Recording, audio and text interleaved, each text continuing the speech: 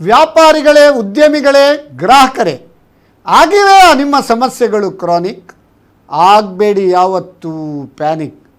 ಇದು ನಮ್ಮ Kudla business clinic. ಇಲ್ಲಿದೆ ಕರ್ನಾಟಕ ಬ್ಯಾಂಕ್ ಬಿಸ್ನೆಸ್ ಟಾನಿಕ್. ನಾನು CASS ನಾಯಕ್.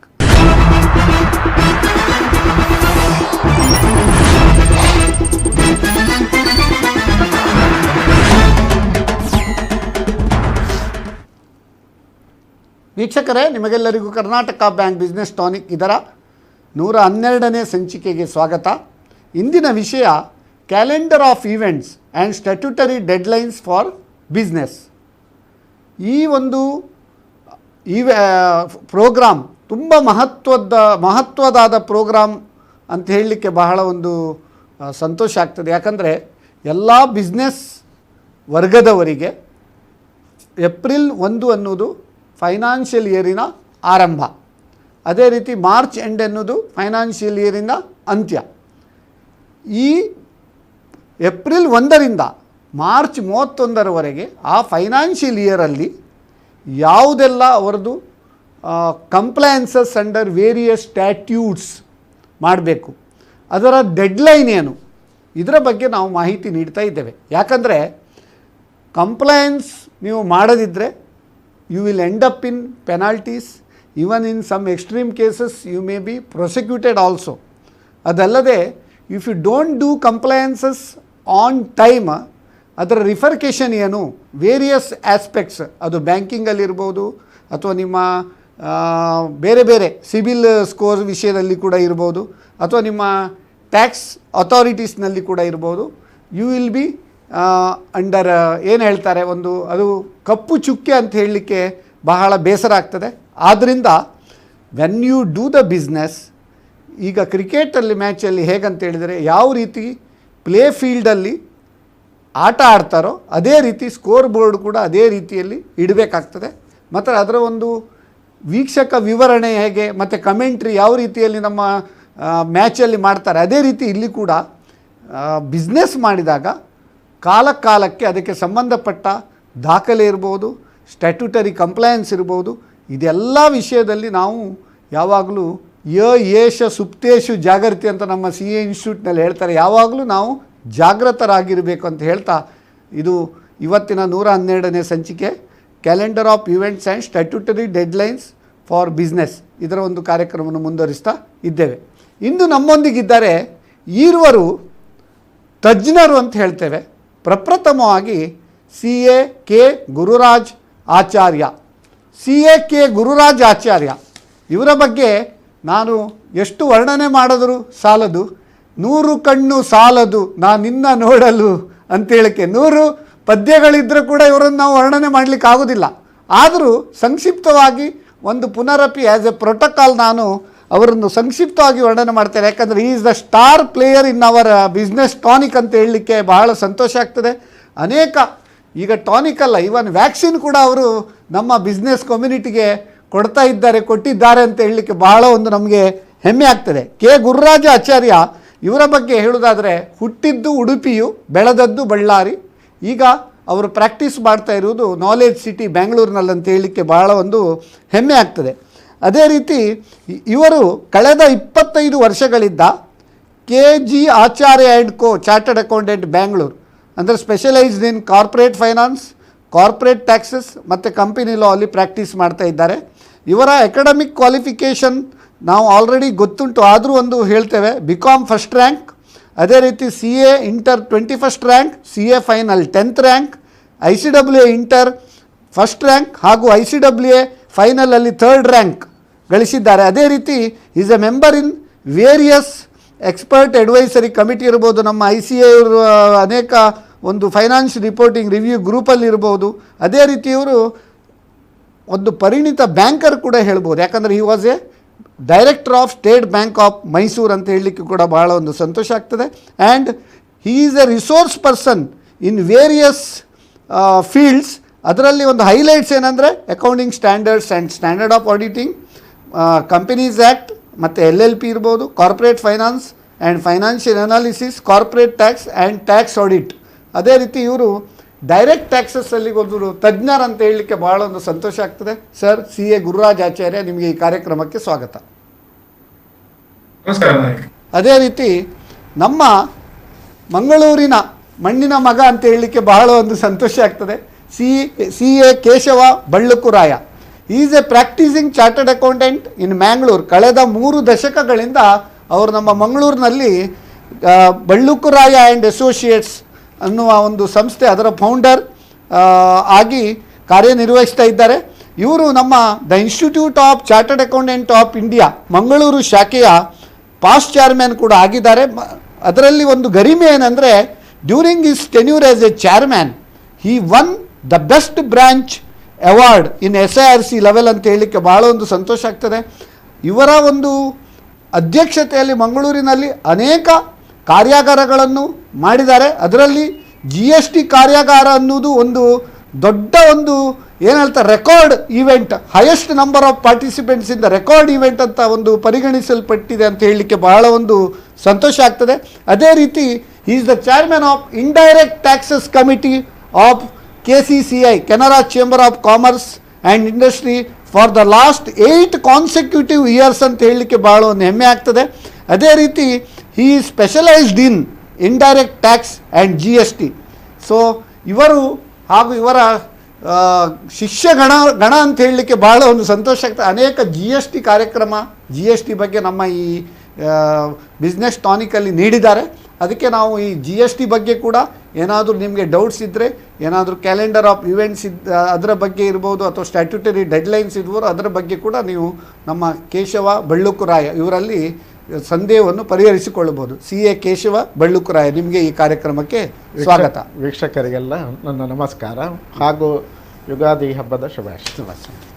ಇವತ್ತು ಒಂದು ಬಹಳ ವಿಶೇಷ ಅಂತೇಳಿದರೆ ವರ್ಲ್ಡ್ ಹೆರಿಟೇಜ್ ಡೇ. ಏಪ್ರಿಲ್ 18 ಅನ್ನೋದು world heritage day. International council on monuments and sites ಅಂತುಂಟು. ಅವರು ಇದನ್ನು ಒಂದು ಒಳ್ಳೆಯ ರೀತಿಯಲ್ಲಿ ವರ್ಲ್ಡ್ಸ್ ಹೆರಿಟೇಜ್ ಡೇಯನ್ನು ಆಚರಣೆ ಮಾಡ್ತಾ ಇದ್ದಾರೆ. ಆದರೆ ನಮ್ಮ ದೇಶದಲ್ಲಿ ಟಾಪ್ 10 ಮಾನ್ಯುಮೆಂಟ್ಸ್ ಯಾವುದೆಲ್ಲ ಅಂತ ಹೇಳಲಿಕ್ಕೆ ಕೂಡ ಬಹಳ ಒಂದು ಹೆಮ್ಮೆ ಆಗ್ತದೆ. ನಾವು ಅದರ ಬಗ್ಗೆ ಚಿತ್ರ ಕೂಡ ಹಾಕಿದ್ದೇನೆ. ಆಗ್ರಾ ಫೋರ್ಟ್ ಇರ್ಬೋದು, ಅಜಂತ ಕೇವ್ಸ್ ಇರ್ಬೋದು, ಎಲ್ಲೋರ ಕೇವ್ಸ್ ಇರ್ಬೋದು, ತಾಜ್ ಮಹಲ್ ಆಗ್ರಾ, ಅದೇ ರೀತಿ sun temple Konark, Mahabalipuram group of monuments, ಅದೇ ರೀತಿ ಕಾಜಿರಂಗ ನ್ಯಾಷನಲ್ ಪಾರ್ಕ್ ಅಸ್ಸಾಂ, ಅದೇ ರೀತಿ ಖಜುರಾಹೋ ಗ್ರೂಪ್ ಆಫ್ ಮಾನ್ಯುಮೆಂಟ್ಸ್, ಅದೇ ರೀತಿ ನಮ್ಮ ಗುರುರಾಜ ಆಚಾರ್ಯರ ಒಂದು ಬಳ್ಳಾರಿ ಹತ್ರದ್ದು ಹಂಪಿ ಗ್ರೂಪ್ ಆಫ್ ಮಾನ್ಯುಮೆಂಟ್ಸ್, ಅದೇ ರೀತಿ ಫತೇಪುರ್ ಸಿಕ್ರಿ. ಇವು these are the 10 top heritage sites in India ಅಂತ ಹೇಳಲಿಕ್ಕೆ ಬಹಳ ಒಂದು ಸಂತೋಷ ಆಗ್ತದೆ. Let us preserve, let us conserve all these monuments and heritage ಅಂತ ಹೇಳ್ತಾ ನಮ್ಮ ಈ ಭವ್ಯ ಪರಂಪರೆ, ನಮ್ಮ ಭಾರತೀಯ ಒಂದು ಪರಂಪರೆಯನ್ನು ಕೂಡ ನಾವು ಮುಂದುವರಿಸಿಕೊಂಡು ಹೋಗುವ ಅಂತ ಹೇಳ್ತಾ ಈ ಕಾರ್ಯಕ್ರಮವನ್ನು ಮುಂದುವರಿಸ್ತಾ ಇದ್ದೇವೆ. ಸರ್, ಈಗ CA ಗುರುರಾಜ್ ಆಚಾರ್ಯ ಅವರೇ, ಈಗ ಸ್ಟ್ಯಾಟ್ಯೂಟರಿ ಡೆಡ್ಲೈನ್ಸ್ ಮತ್ತು ಕ್ಯಾಲೆಂಡರ್ ಆಫ್ ಈವೆಂಟ್ಸ್, ಈಗ ಏನಾಗಿದೆ, ಬಿಸ್ನೆಸ್ ಮಾಡೋದಕ್ಕಿಂತ ಜಾಸ್ತಿ ಈ ಕಂಪ್ಲಯನ್ಸಿಗೆ ಜಾಸ್ತಿ ಒಂದು ಮಹತ್ವ ಕೊಡಬೇಕಾಗಿದೆ. ತುಂಬ ಜನ ಬಿಸ್ನೆಸ್ ಮ್ಯಾನ್ ಅವ್ರು ಹೇಳ್ತಾರೆ, ನಮಗೆ ಬಿಸ್ನೆಸ್ಗಿಂತ ಜಾಸ್ತಿ ಅನೇಕ ಸ್ಟ್ಯಾಟ್ಯೂಸನ್ನು ಕಂಪ್ಲೈ ಮಾಡೋದೇ ನಮಗೆ ಒಂದು ಬಿಸ್ನೆಸ್ ಆಗಿಬಿಟ್ಟಿದೆ. ಯಾಕಂದರೆ ಏನಾದರೂ ಒಂದು ಎಲ್ಲಿಯಾದರೂ ಒಂದು ಎಡವಿದರೆ, ಕಾಲ್ಜಾರಿ ಬಿದ್ದರೆ ಫ್ರ್ಯಾಕ್ಚರ್ ಆಗುವ ಸಂದರ್ಭ ಬಹಳ ಒಂದು ಜಾಸ್ತಿ. ಅಂಥ ಸಂದರ್ಭದಲ್ಲಿ ನಾವು ಯಾವ ರೀತಿಯಲ್ಲಿ ಅದನ್ನೆಲ್ಲ ಮುಂದುವರಿಸಿಕೊಂಡು ಬಿಸ್ನೆಸ್ ಮಾಡಬೇಕು ಅಂತ ಜನರಲ್ಲಿ ಒಂದು ಕಳವಳ ಇರ್ತದೆ. ಅಂಥ ಕಳವಳದ ಸನ್ನಿವೇಶದಲ್ಲಿ ಅದನ್ನು ಯಾವ ರೀತಿ ಈಸ್ ಔಟ್ ಮಾಡಿ ಅವರು ಪ್ಲ್ಯಾನ್ ಮಾಡ್ಬೋದು, ಅದರ ಬಗ್ಗೆ ಒಂದು ಸಂಕ್ಷಿಪ್ತ ಮಾಹಿತಿ ಕೊಡ್ಬೋದಾ? ಮೊದಲನೇದಾಗಿ ನಾಯಕರೇ, 112ನೇ ಸಂಚಿಕೆ ಮಾಡ್ತಾ ಇದ್ದೀರಿ, ತುಂಬಾ ಖುಷಿ ಆಗ್ತಾ ಇದೆ. 112 ನಾಟ್ಔಟ್ ನಾಯಕರ ನೇತೃತ್ವದಲ್ಲಿ ಇದೊಂದು ಬಿಸ್ನೆಸ್ ಟಾನಿಕ್ ಮಾಡೋದು ಸುಲಭ ಅಲ್ಲ ಸರ್. ನಾವು ಯಾವಾಗಲೂ ನಾಟ್ ಔಟ್, ಯಾಕಂದ್ರೆ ನಮ್ಮ ಬ್ಯಾಟ್ಸ್ಮನ್ ಎಲ್ಲ ಭಯಂಕರ ಸ್ಟ್ರಾಂಗ್ ಇದ್ದಾರೆ. ಯಾವ ಗೂಗ್ಲಿ ಬಾಲ್ ಹಾಕಿದ್ರು 4 ಮತ್ತೆ 6. Director coach is very important in any field. ನೀವು ಪ್ರತಿ ಭಾನುವಾರ ಮಾಡಬೇಕು ಅಂತ ಹೇಳಿದ್ರೆ ಇಡೀ ವಾರ ಅದಕ್ಕೆ ಪ್ಲಾನ್ ಮಾಡಿಕೊಂಡು ನನಗೆ ನೀವು ಹೋದ ಸೋಮವಾರ ಫೋನ್ ಮಾಡಿದ್ರಿ ಈ ತರ ಒಂದು ಮಾಡುವ ಅಂತ ಹೇಳಿ. ಅವಾಗ ಏನ್ ಟಾಪಿಕ್ ಅಂತ ನಿಮ್ಗೆ ನಾವು ನೀವು ಚರ್ಚೆ ಮಾಡುವಾಗ ಒಂದು ವಿಷಯ ಬಂತು. ಈಗಾಗಲೇ ನನ್ನ ಟೇಬಲ್ ಮೇಲೆ ಒಂದು ಪಂಚಾಂಗ ಇತ್ತು, ಒಂದು ಯುಗಾದಿ ಹೊಸ ಪಂಚಾಂಗ ಪ್ಲವನಾಮ ಸಂವತ್ಸರದ ಒಂದು ಪಂಚಾಂಗ ಬಂತು. ಹೌದು. ಅದನ್ನ ಕೂಡಲೇ ನೀವು ಹೇಳಿದ್ರೆ ಹಾಗಾದ್ರೆ ಬಿಸ್ನೆಸ್ ಅವರಿಗೆ ಒಂದು ಪಂಚಾಂಗ ಮಾಡೋಣ. ಅದು calendar of events and statutory deadlines ಅಂತ ಹೇಳಿ ಏನಿರುತ್ತೆ ಪಂಚಾಂಗದಲ್ಲಿ ಒಂದು ಹೇಳಬೇಕಾದ ವಿಷಯ. ಪಂಚಾಂಗದಲ್ಲಿ ಏನಿರುತ್ತೆ ಅಂತ ಹೇಳಿದ್ರೆ ಯಾವ ಒಳ್ಳೆ ದಿನ, ಯಾವ್ಯಾವ್ದು ಒಳ್ಳೆ ದಿನ ಅಲ್ಲ, ಮದುವೆ ಮಾಡ್ಲಿಕ್ಕೆ, ಉಪನಯನ ಮಾಡ್ಲಿಕ್ಕೆ ಏನೆಲ್ಲ ಒಳ್ಳೆ ದಿನ ಅಂತ ಒಂದು ಕಡೆ ಇರುತ್ತೆ. ಇನ್ನೊಂದು ದಿನ ಹಬ್ಬ ಹರಿದಿನಗಳು ಇರ್ತಾರೆ, ಅಥವಾ ಇನ್ನು ಏಕಾದಶಿ ಯಾವತ್ತು, ದ್ವಾದಶಿ ಯಾವತ್ತು, ಹುಣ್ಣಿಮೆ, ಅಮಾವಾಸ್ಯೆ, ಅದೇ ತರ ದೀಪಾವಳಿ, ಇದೆಲ್ಲ ಪಂಚಾಂಗದಲ್ಲಿ ಬರೆದಿರ್ತಾರೆ. ಅದೇ ತರ ನಾನು ಇದನ್ನ ಹೇಳೋದು ಕ್ಯಾಲೆಂಡರ್ ಆಫ್ ಇವೆಂಟ್ಸ್. ಇದು ಹೇಳಿದ ಕೂಡಲೇ ನೀವು ಎಷ್ಟು ಬ್ಯೂಟಿಫುಲ್ ಆಗಿ you brought out saying that ಅದೇ ಪಂಚಾಂಗನ ಬಿಸ್ನೆಸ್ ಅವರಿಗೆ ಒಂದು ಕೊಟ್ಟರೆ ಒಳ್ಳೆದಾಗುತ್ತೆ. ಬಿಸ್ನೆಸ್ ಪಂಚಾಂಗ ನಮ್ದು, ನಮ್ಮ ಬಿಸ್ನೆಸ್ ಪಂಚಾಂಗಕ್ಕೆ ನೀವು calendar of events. After all ಈ ಪಂಚಾಂಗ also there is calendar of events that is going to happen in future. ಅದೇ ತರ ಬಿಸ್ನೆಸ್ ಮಾಡೋದು ಕೂಡ ಕ್ಯಾಲೆಂಡರ್ ಆಫ್ ಇವೆಂಟ್ಸ್ ಮುಂಚೆನೆ ನಾವು ತಯಾರಾಗ್ಬಿಟ್ಟು ಏನೇನ್ ಮಾಡ್ಬೇಕು ಅಂತ ಹೇಳಿ ಅನ್ಕೊಂಡು ನಾವು ತಯಾರಾಗಿದ್ರೆ ಅವಾಗ ಆ ದಿನಕ್ಕೆ ನಮಗೆ ಹೆದರಿಕೆ ಆಗಲ್ಲ. ಈಗ ಹೆಚ್ಚಾಗಿ ಏನಾಗುತ್ತೆ, ನಾವು ಹತ್ರ ಹೋಗ್ತಿರುವಾಗ ನಾವು ಇನ್ನೂ ಕೆಲಸ ಮಾಡ್ಲಿಲ್ಲ ಅಂತ ಹೇಳಿ ಟೆನ್ಷನ್ ಆಗುತ್ತೆ. ಬಿಸ್ನೆಸ್ ಅವ್ರಿಗೆ ನಾನು ಯಾವತ್ತು ಒಂದೇ ಹೇಳೋದು, ಆದಷ್ಟು ಬೇಗ ಇವಾಗ ನಮ್ಮ ಫರ್ಮ್ ನಲ್ಲಿ ನಾನು ಹೇಳ್ತೀನಿ, ನಮ್ಮ ಬ್ಯಾಲೆನ್ಸ್ ಶೀಟ್ ಈ ತಿಂಗಳ ಎಂಡ್ ಆಗಿ ನಾವು ಕಂಪ್ಲೀಟ್ ಮಾಡ್ತೇವೆ, ಸೈನ್ ಮಾಡ್ಬಿಟ್ಟು ಇನ್ಕಮ್ ಟ್ಯಾಕ್ಸ್ ರಿಟರ್ನ್ ಫೈಲ್ ಮಾಡ್ಬಿಡ್ತೇವೆ. ಸೊ ನಮ್ಮ ವಿಷಯ ಹೇಳೋದು, ಆದಷ್ಟು ಬೇಗ ನಾವು ಮಾಡಿದ ಪಕ್ಷದಲ್ಲಿ ನಮಗೆ ಹೆದರುವ ಸಂದರ್ಭ ಇರೋದಿಲ್ಲ. ಈಗ ನಾನು ಹೇಳಬೇಕು, ಇದೇ ವಿಷಯದಲ್ಲಿ ನಾವು ಹೇಳ್ತಿರುವಾಗ ಪ್ರತಿ ತಿಂಗಳು ಮಾಸ ಶಿವರಾತ್ರಿ ಅಂತ ಬರುತ್ತೆ, ಪ್ರತಿ ತಿಂಗಳು ಚೌತಿ ಬರುತ್ತೆ. ಅದೇ ತರ GST ಅಲ್ಲಿ ಇರ್ಬೋದು, ಇನ್ಕಮ್ ಟ್ಯಾಕ್ಸ್ ನಲ್ಲಿ ಇರ್ಬೋದು, ಪ್ರತಿ ತಿಂಗಳು ನಾವು GST ರಿಟರ್ನ್ ಫೈಲ್ ಮಾಡಬೇಕು. ಅದೇ ತರ ನಾವು income tax TDS return file ಮಾಡಬೇಕು, ESI ರಿಟರ್ನ್ ಫೈಲ್ ಮಾಡಬೇಕು, PF ಕಟ್ಟಬೇಕು. ವರ್ಷಕ್ಕೊಮ್ಮೆ ನಮಗೆ ಮಹಾಶಿವರಾತ್ರಿ, ಮಹಾಚೌತಿ ಇದೆಲ್ಲ ಬರುತ್ತೆ, ಗಣೇಶ ಚೌತಿ, ದೀಪಾವಳಿ ಇರ್ಬೋದು, ದಸರಾ ಇರ್ಬೋದು. ವರ್ಷಕ್ಕೊಮ್ಮೆ ಮಾಡುವಂತ ಕೆಲವು ನಮಗೆ ಕಂಪ್ಲೈನ್ಸ್ ಇರುತ್ತೆ. ಏನದು ಅಂತ ಹೇಳಿದ್ರೆ GST audit return form 990C ಅಂತ ಹೇಳ್ತಾರೆ. ಅದೇ ತರ ಇನ್ಕಮ್ ಟ್ಯಾಕ್ಸ್ ರಿಟರ್ನ್ ನಾವು ಫೈಲ್ ಮಾಡಬೇಕು ವರ್ಷಕ್ಕೊಮ್ಮೆ. ಈಗ ಬಿಸ್ನೆಸ್ ಮಾಡೋದಕ್ಕಿಂತ ನೀವು ಒಂದು ವಿಷಯ ಹೇಳಿದ್ವಿ, ಬಿಸ್ನೆಸ್ ಮಾಡೋದಕ್ಕೆ ತೊಂದರೆ ಆಗ್ತಾ ಇದೆ ಅಂತ ಹೇಳಿ. ಬಿಸ್ನೆಸ್ ಮಾಡೋದು ಹಿಂದ್ಗಡೆ ಯಾವಾಗಲೂ ಒಂದು ಅಡ್ವೈಸರ್ ಸಿಗ್ತಾರೆ, ಕೇಶವ ಬಳುಕರಾಯ ಇರ್ತಾರ. ನಾನು ಕೇಶವ ಬಳುಕರಾಯ ಒಂದು ವಿಷಯ ಹೇಳ್ಬೇಕು ಇವತ್ತು. ಕೇಶವ ಬಳುಕರಾಯ ನಮ್ಮ ಮುಂಚೆ ನಮ್ಮ ಉಡುಪಿಯಲ್ಲೆಲ್ಲ ನಡಿಲ್ಲು, ಕೊನೆ ಇಲ್ಲು, ಆ ತರ ಎಲ್ಲ ಒಂದು ಹೆಸರು ಸರ್ನೇಮ್ ಕೊಡ್ತಾ ಇದ್ರು. ಅದೇ ತರ ಬಳುಕರಾಯರಿಗೆ ಬಹುಶಃ ಆ ಒಂದು ಸಂಪ್ರದಾಯದಿಂದ ಹೆಸರು ಬರ್ತಿರಬಹುದು. ಅವರು GST ಸ್ಪೆಷಲೈಸ್ ಮಾಡ್ತಿರೋದ್ರಿಂದ ಇವತ್ತಿನಿಂದ ಅವರ ಹೆಸರನ್ನ ಕೇಶವ GST ರಾಯ ಅಂತ ಹೇಳ್ಬೋದು ಅಂತ ಅವ್ರ ವಿಷಯದಲ್ಲಿ ಮಾತಾಡ್ತಾರೆ. ಆ ವಿಷಯ ಹೇಳ್ತೇನೆ. ನಮ್ಮ calendar not only for business. ನಿಮ್ಮನ್ನು ಇನ್ಕಮ್ ಟ್ಯಾಕ್ಸ್ ಮತ್ತೆ ಕಂಪನಿಯ ಗುರುರಾಯ ಅಂತ ಹೇಳಿದ್ರೆ ಹೇಗೆ ಹೇಳ್ತಿರೋದು? ನಾನು ಇದು ಏನ್ ಹೇಳ್ತಿದ್ದೆ, ಬರೀ ಬಿಸ್ನೆಸ್ ಅವ್ರು ಮಾತ್ರ, ಬಿಸ್ನೆಸ್ ಅವರಿಗೆ ಪ್ರೊಫೆಷನಲ್ ಟ್ಯಾಕ್ಸ್ ಈ ತಿಂಗಳೊಳಗೆ ಮಾಡಬೇಕು. ಬಿಸ್ನೆಸ್ ಇದೇ ತರ ಅಂದ್ರೆ ಬಿಸ್ನೆಸ್ ಇಲ್ದಿರೋರು ಕೂಡ ಈಗ ಒಂದು ಮನೆ ಇರ್ತದೆ ತಿಳ್ಕೊಳ್ಳಿ, ಅದ್ರ ಮೇಲೆ ಪ್ರಾಪರ್ಟಿ ಟ್ಯಾಕ್ಸ್, ನಿಮ್ಮ ಬ್ಯಾಂಗ್ಳೂರ್ನಲ್ಲಿ ಕಾರ್ಪೊರೇಷನ್ ಟ್ಯಾಕ್ಸ್ ನಾವು ಕಟ್ಟಬೇಕು, ಅದು 30 ನಾವು ಕಟ್ಟಬೇಕು. ಅದ್ರ ನಂತರನೂ ಕಟ್ಟಿದ್ರೆ ನಿಮ್ಗೆ ರಿಬೇಟ್ ಸಿಗಲ್ಲ. ನಮ್ಮ ಬೆಂಗಳೂರಿನಲ್ಲೆಲ್ಲ 5% ಕಟ್ಟಿದ್ರೆ, ಮತ್ತೆ ಲೇಟ್ ಕಟ್ಟಿದ್ರೆ 18-24% ಇರಬೇಕು ಪರ್ ಆನಮ್, ಬಡ್ಡಿ ಸತ್ತ ಹಾಕ್ತಾರೆ ಖಂಡಿತ. ಸೊ ಅದೆಲ್ಲ ನಾವು ಬರೀ ಬಿಸ್ನೆಸ್ ಅವ್ರು ಮಾತ್ರ ಅಲ್ಲ, ಬಿಸ್ನೆಸ್ ಇಲ್ಲದಿರುವವರು ಸಹ ಅವರಿಗೆ ಕೆಲವು ಗ್ರಾಹಕರು ಅದನ್ನು ಸಹ ಅವರು ನೋಡ್ಕೊಳ್ಬೇಕು ಅಂತ ನಾನು ಹೇಳಲಿಕ್ಕೆ ಇಚ್ಛೆ ಪಡ್ತೇನೆ. ಈಗ ನಾವು ಮುಂದುವರಿಸುವ. ಈಗ ಕೇಶವ ಬಳ್ಳುಕರಾಯರೇ, ಈಗ 2017 ಜುಲೈ 1ರಿಂದ GST ಇಂಟ್ರೊಡಕ್ಷನ್ ಆಯಿತು. ಮುಂಚೆ ಅನೇಕ ಇಂಡೈರೆಕ್ಟ್ ಟ್ಯಾಕ್ಸಸ್ಸನ್ನು ರದ್ದು ಮಾಡಿ ಅದರ ಬಗ್ಗೆ ಒಂದೇ GST ಅಂತ ಮಾಡಿದೆ, ಒನ್ ನೇಷನ್ ಒನ್ ಟ್ಯಾಕ್ಸ್. ಅವರ ಇಂಟೆನ್ಷನ್ ಏನಂದರೆ ಸಿಂಪ್ಲಿಫೈ ಮಾಡಬೇಕು, ಬಿಸ್ನೆಸ್ನವರಿಗೆ ತೊಂದರೆ ಕಮ್ಮಿ ಆಗಬೇಕು, ಮತ್ತು ಟ್ಯಾಕ್ಸ್ ಮೇಲೆ ಟ್ಯಾಕ್ಸ್ ಕಾಸ್ಕೇಡಿಂಗ್ ಇಫೆಕ್ಟ್ ಅಂತ ಅದನ್ನು ಅವಾಯ್ಡ್ ಮಾಡಬೇಕು. ಆ ಇಂಟೆನ್ಷನಲ್ಲಿ GST ಇಂಟ್ರೊಡ್ಯೂಸ್ ಮಾಡಿದರು. ಆದರೆ GST ಇಂಟ್ರೊಡ್ಯೂಸ್ ಮಾಡಿದ ಮೇಲೆ ಜನರು ಯಾವಾಗಲೂ ಮರ್ಮರಿಂಗ್ ಇರ್ತಾರೆ, GST ಸೈಟ್ ವರ್ಕ್ ಆಗೋದಿಲ್ಲ, ಮತ್ತು ಕೆಲವೆಲ್ಲ ಕಾನೂನು ತುಂಬ it is not conducive, input credit ಇದು ಕೆಲವು ತುಂಬ ರೂಲ್ಸ್ ರೆಗ್ಯುಲೇಷನ್ಸ್ ಉಂಟು. ಇನ್ಪುಟ್ ಕ್ರೆಡಿಟ್ ಅಲ್ಲದೆ ಈಗ ಅಡ್ವಾನ್ಸ್ ಬಂದರೆ ಅದರ ಮೇಲೆ ನೀವು GST ಕಟ್ಟಬೇಕು ಹೇಳ್ತಾರೆ, ಮತ್ತು ಎಕ್ರೂವಲ್ ಬೇಸಿಸಲ್ಲಿ GST ಕಟ್ಟಬೇಕಂತ ಹೇಳ್ತಾರೆ. ಈಗ ಇನ್ಕಮ್ ಟ್ಯಾಕ್ಸಲ್ಲಿ ಕೂಡ ನಮ್ಮ ಪ್ರೊಫೆಷನಲ್ಸ್ಗೆ ಹೇಗಂದರೆ ಇನ್ಕಮ್ ಟ್ಯಾಕ್ಸ್ ಅಥವಾ income is to be taken on cash basis ಅವ್ರ ರಿಸಿಟ್ ಬೇಸಿಸಲ್ಲಿ ನಾವು ಅಡಾಪ್ಟ್ ಮಾಡ್ಬೋದು. ಆದರೆ ಬಿಸ್ನೆಸ್ನಲ್ಲಿ ಮೆಥಡ್ ಆಫ್ ಅಕೌಂಟಿಗೆ ಯಾವ್ದು ತೆಕ್ಕೊಂಡ್ರು ಬಟ್ ಜಿ ಎಸ್ ಟಿ ಮಾತ್ರ ನೀವು ಎಕ್ರೂವಲಲ್ಲಿ ನೀವು ಕಟ್ಟಬೇಕಾಗ್ತದೆ. ಇಂಥದ್ದೆಲ್ಲ ಒಂದು ಸಮಸ್ಯೆ ಇರುವಾಗ ಈ ಜಿ ಎಸ್ ಟಿ ಬಗ್ಗೆ ಈ ಕ್ಯಾಲೆಂಡರ್ ಆಫ್ ಇವೆಂಟನ್ನು ಫಾಲೋ ಮಾಡಲಿಕ್ಕೆ ಒಂದು ಸಂಕ್ಷಿಪ್ತವಾಗಿ ನಿಮ್ಮ ಒಂದು ಸಲಹೆ ಏನು? ಅಲ್ಲ, ಜಿ ಎಸ್ ಟಿ ಇದರಲ್ಲಿ ನೀವು ಹೇಳಿದ ಹಾಗೆ ITC ಅದೇ input tax credit is the backbone of the G S T. Correct. ಈ ಇನ್ಪುಟ್ ಟ್ಯಾಕ್ಸ್ ಇದರಲ್ಲಿ ಎಂಥ ವಿಷಯ ಬಂತಂದರೆ, ಈಗ ರೀಸೆಂಟಾಗಿ ಫೇಕ್ ಇನ್ವಾಯ್ಸಸ್ ಎಲ್ಲ ತಗೊಂಡು ಸುಮಾರು ಜನರನ್ನು ಅರೆಸ್ಟ್ ಮಾಡಿ ITCಯನ್ನು ಮಿಸ್ಯೂಸ್ ಮಾಡಲಿಕ್ಕೆ ಎಲ್ಲ ಸ್ಟಾರ್ಟ್ ಮಾಡಿದ್ರು. ಅಂದರೆ ಇದು ಎಂತ ಇತ್ತು ಅಂದರೆ, ಮೊದಲು ಫಾರ್ಮ್ ನಂಬರ್ ಇದು ರಿಟರ್ನ್ ಫೈಲ್ ಮಾಡುವಾಗ return number 1, return number 2, return number 3 ಅಂತ ಹೇಳಿ 1, 2, 3 ಅಂತ ಹೇಳಿ ಅದು ಒಳ್ಳೆ ಸಿಸ್ಟಮ್ ಇತ್ತು.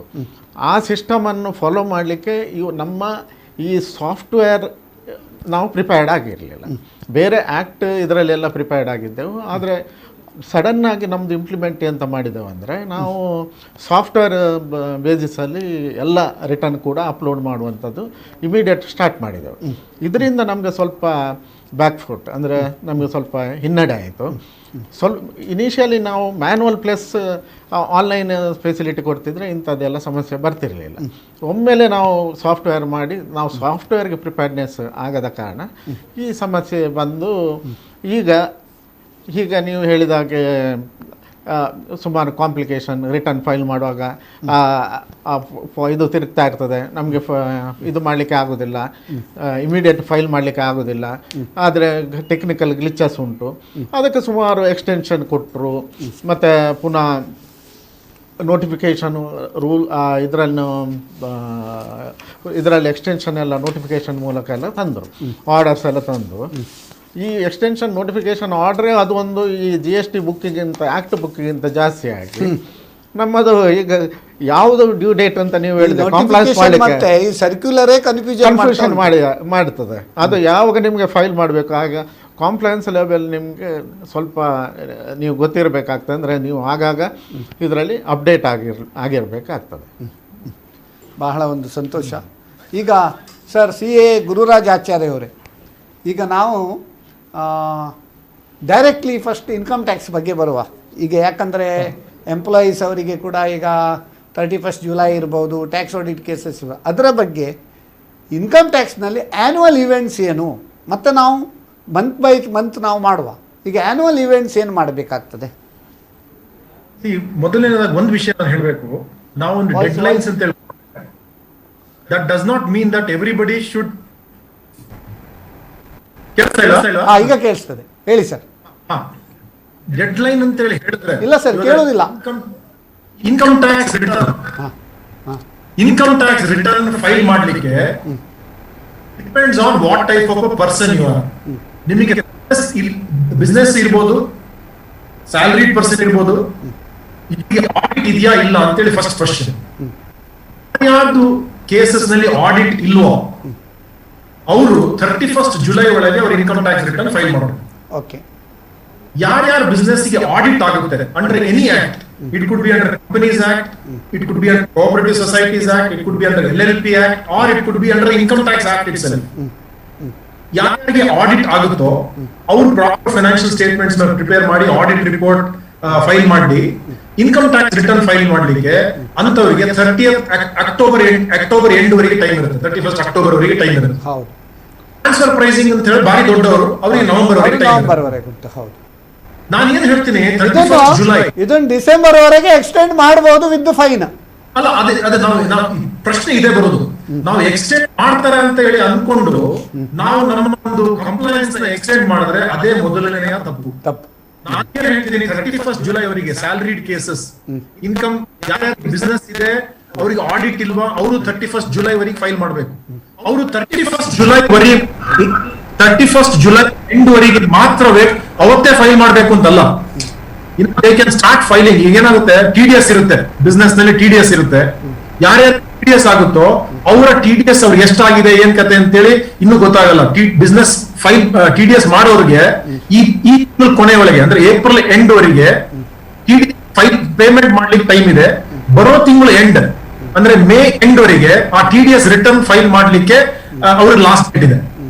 ಸೊ June 1st ಇಂದಲೇ I would say everybody should start filing their income tax return by June 1st, so that ನಮ್ಗೆ ಎಂಡ್ ಡೇಟ್ ವರೆಗೆ ಟೆನ್ಷನ್ ಇರಲ್ಲ, ನಂಬರ್ 1. ಹಾಗೆ ಕೇಶವ GST ರಾಯ್ ಅವರು ಹೇಳಿದ ಹಾಗೆ, ನೀವು ಲಾಸ್ಟ್ ನಿಮ್ಗೆ ಹೇಳಿದ್ರಲ್ಲ ಗುಂಡು ಗುಂಡು ಸುತ್ತಾ ಇರ್ತದೆ ಇನ್ಕಮ್, ನಾವು ರಿಟರ್ನ್ ಫೈಲ್ ಮಾಡುವಾಗ ನಮಗೆ ಫೈಲ್ ಮಾಡ್ಲಿಕ್ಕೆ ಆಗಲ್ಲ ಅಂತ ಹೇಳಿ. ಅದ್ ಯಾವಾಗ ಅಂತ ಹೇಳಿದ್ರೆ ಎಲ್ಲರೂ ಲಾಸ್ಟ್ ಡೇಟ್ ಹೋಗ್ಬಿಟ್ಟು ಆ ರೆಶ್ ಅಲ್ಲಿ ಎಲ್ಲರೂ ಇಡೀ ಇಂಡಿಯಾದವರು ಒಂದೇ ಸಮಯದಲ್ಲಿ ಫೈಲ್ ಮಾಡಿದ್ರೆ ಎಷ್ಟೇ ಸ್ಟ್ರಾಂಗ್ ಸಿಸ್ಟಮ್ ಇದ್ರೂ ಅದು ತಗೊಳ್ಳಿಕ್ಕೆ ಆಗಲ್ಲ. ಹಾಗಾಗಿ they should file the return as early as possible, not wait for the last date. So ಈಗೊಂದು important annual filing income tax ಈ 3 ಡೇಟ್ಸ್ ಯಾರ್ಯಾರಿಗೆ ಸ್ಯಾಲರಿಡ್ ಎಂಪ್ಲಾಯೀಸ್ ಅಥವಾ ಬರೇ ರೆಂಟಲ್ ಇನ್ಕಮ್ ಇರುತ್ತೆ, ಬರೇ ಕ್ಯಾಪಿಟಲ್ ಗೇನ್ಸ್ ಇರುತ್ತೆ, ಬರೇ ಡಿವಿಡೆಂಡ್ ಇನ್ಕಮ್ ಇರುತ್ತೆ, ಇಂಟ್ರೆಸ್ಟ್ ಇನ್ಕಮ್ ಇರುತ್ತೆ, ಮತ್ತೆ ಸಣ್ಣ ಬಿಸ್ನೆಸ್ ಅಂದ್ರೆ proprietary businesses and partnership firms which are not subject to audit, ಅವರಿಗೆ 31st ಜುಲೈ ವರೆಗೆ ಇನ್ಕಮ್ ಟ್ಯಾಕ್ಸ್ ರಿಟರ್ನ್ ಫೈಲ್ ಮಾಡಬೇಕು. ಯಾರ್ಯಾರಿಗೆ ಆಡಿಟ್ ಇರುತ್ತೋ ಅವರಿಗೆ 31st ಅಕ್ಟೋಬರ್ ಒಳಗೆ ಅವ್ರ ಇನ್ಕಮ್ ಟ್ಯಾಕ್ಸ್ ರಿಟರ್ನ್ ಫೈಲ್ ಮಾಡಬೇಕು. ಇದು ಆನ್ಯುಯಲ್. ಇನ್ನು ಇನ್ಕಮ್ ಟ್ಯಾಕ್ಸ್ ಬೇರೆ ಬೇರೆ ಎಲ್ಲ ಬರುತ್ತೆ. TDS ರಿಟರ್ನ್ಸ್ ಫೈಲ್ ಮಾಡೋರು ಬಿಸ್ನೆಸ್ ನಲ್ಲಿ ಎಲ್ಲೆಲ್ಲಿ TDS ಫೈಲ್ ಮಾಡಬೇಕು, ಎಲ್ಲೆಲ್ಲಿ ಹುಡ್ಕೋಬೇಕು ಅಂತ ಹೇಳಿ ಒಂದು ರೂಲ್ ಇದೆ. ಅವರೆಲ್ಲ ಕ್ವಾರ್ಟರ್ಲಿ TDS ರಿಟರ್ನ್ ಅಂದ್ರೆ they don't have to file, they cannot file it annually. Quarterly TDS return file ಮಾಡಬೇಕು, ರಿಟರ್ನ್ ಫೈಲ್ ಮಾಡಬೇಕು. ಇದು ಈ 2 ಮುಖ್ಯ ಡೇಟ್ಸ್ ಅವ್ರು ನೆನ್ಪಿಟ್ಕೊಂಡ್ರೆ. ಕ್ವಾರ್ಟರ್ಲಿ ಯಾವಾಗ ಅಂದ್ರೆ Q4, ಈಗ Q4 ಮುಗಿದಿದೆ ನಮ್ದು, ಯಾವುದು ಜನವರಿ ಟು ಮಾರ್ಚ್ ಕ್ವಾರ್ಟರ್ಗೆ ನಾನು ಅವಾಗ್ಲೇ ಹೇಳಿದಾಗೆ ಇದೊಂದು exceptional quarter. You have to pay your taxes by 30th of April and file your return by 31st of May. From Q1 onwards, ಅಂದ್ರೆ ಏಪ್ರಿಲ್ ಮೇ ಜೂನ್, ಅದಕ್ಕೆ ನಾವು Q1 ಅಂತ ಹೇಳ್ತೇವೆ. ಏಪ್ರಿಲ್ ಮೇ ಜೂನ್ TDS ಏನೇನ್ ಮಾಡ್ತಿದ್ದೀರೋ ಅದನ್ನ within 7th of next month ಮಾಡಬೇಕು.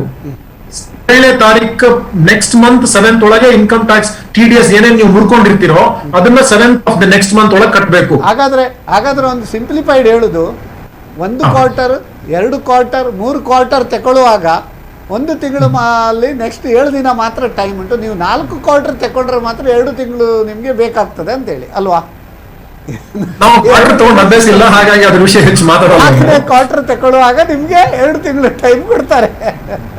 4ನೇ ಕ್ವಾರ್ಟರ್ಗೆ ಸ್ವಲ್ಪ ಹೆಚ್ಚು ಟೈಮ್ ಕೊಡ್ತಾರೆ. First quarter, second quarter, third quarter ಅಲ್ಲಿ ನಿಮಗೆ ಟೈಮ್ ಕಮ್ಮಿ. 7th of the next month ಒಳಗೆ ಫೈಲ್ ಮಾಡಬೇಕು. ಅಂಡ್ ಆ ನೆಕ್ಸ್ಟ್ ಮಂತ್ ಎಂಡ್, ಅದು ಯಾವಾಗ ಕ್ವಾರ್ಟರ್ ಎಂಡ್ ಆಗುತ್ತೆ, ಈಗ ಜೂನ್ ಎಂಡ್ ಆದ್ರೆ ಜುಲೈ 31st ಒಳಗೆ ನೀವು TDS ರಿಟರ್ನ್ ಫೈಲ್ ಮಾಡಬೇಕು. ಜುಲೈ 31st ಒಳಗೆ TDS ರಿಟರ್ನ್ ಫೈಲ್ ಮಾಡಬೇಕು. ಅದೇ ಜುಲೈ, ಆಗಸ್ಟ್, ಸೆಪ್ಟೆಂಬರ್ದು ಅಕ್ಟೋಬರ್ ಎಂಡ್ ಒಳಗೆ ರಿಟರ್ನ್ ಫೈಲ್ ಮಾಡಬೇಕು. ಎಷ್ಟೋ ಜನ ನಾನು ನೋಡಿದೀನಿ, ಅವ್ರು ಏನ್ ಮಾಡ್ಕೊಳ್ತಾರೆ, TDS ನಾನು ಮುರಿದು ಬಿಟ್ಟು TDS ನಾನು ಲೆಟಸ್ ಸೇ ನನ್ನ ಬಿಸ್ನೆಸ್ ಇಂದ ನಾನು ನಾಯಕರಿಗೆ 1 ಲಕ್ಷ ಆಡಿಟ್ ಫೀಸ್ ಕೊಡ್ತಾ ಇದ್ದೇನೆ, ನಾನು 10% TDS ಮಾಡಬೇಕು. ಆ 10% TDS ನಾನು ಮುರ್ಕೊಂಡು ನಿಮಗೆ 90,000 ಕೊಟ್ಟು ನಿಮ್ಮ 10% ನಿಮ್ಮ ಪ್ಯಾನ್ ನಂಬರ್ಗೆ ನಾನು ಡೆಪಾಸಿಟ್ ಮಾಡ್ತೇನೆ. ಇಲ್ಲಿಗೆ ಮುಗಿಲಿಲ್ಲ. ಎಷ್ಟೋ ಜನ ಅನ್ಕೊಳ್ತಾರೆ ನಾನು ಡೆಪಾಸಿಟ್ ಮಾಡಿದ್ರೆ ನನ್ನ ಕೆಲಸ ಮುಗೀತು ಅಂತ ಹೇಳಿ.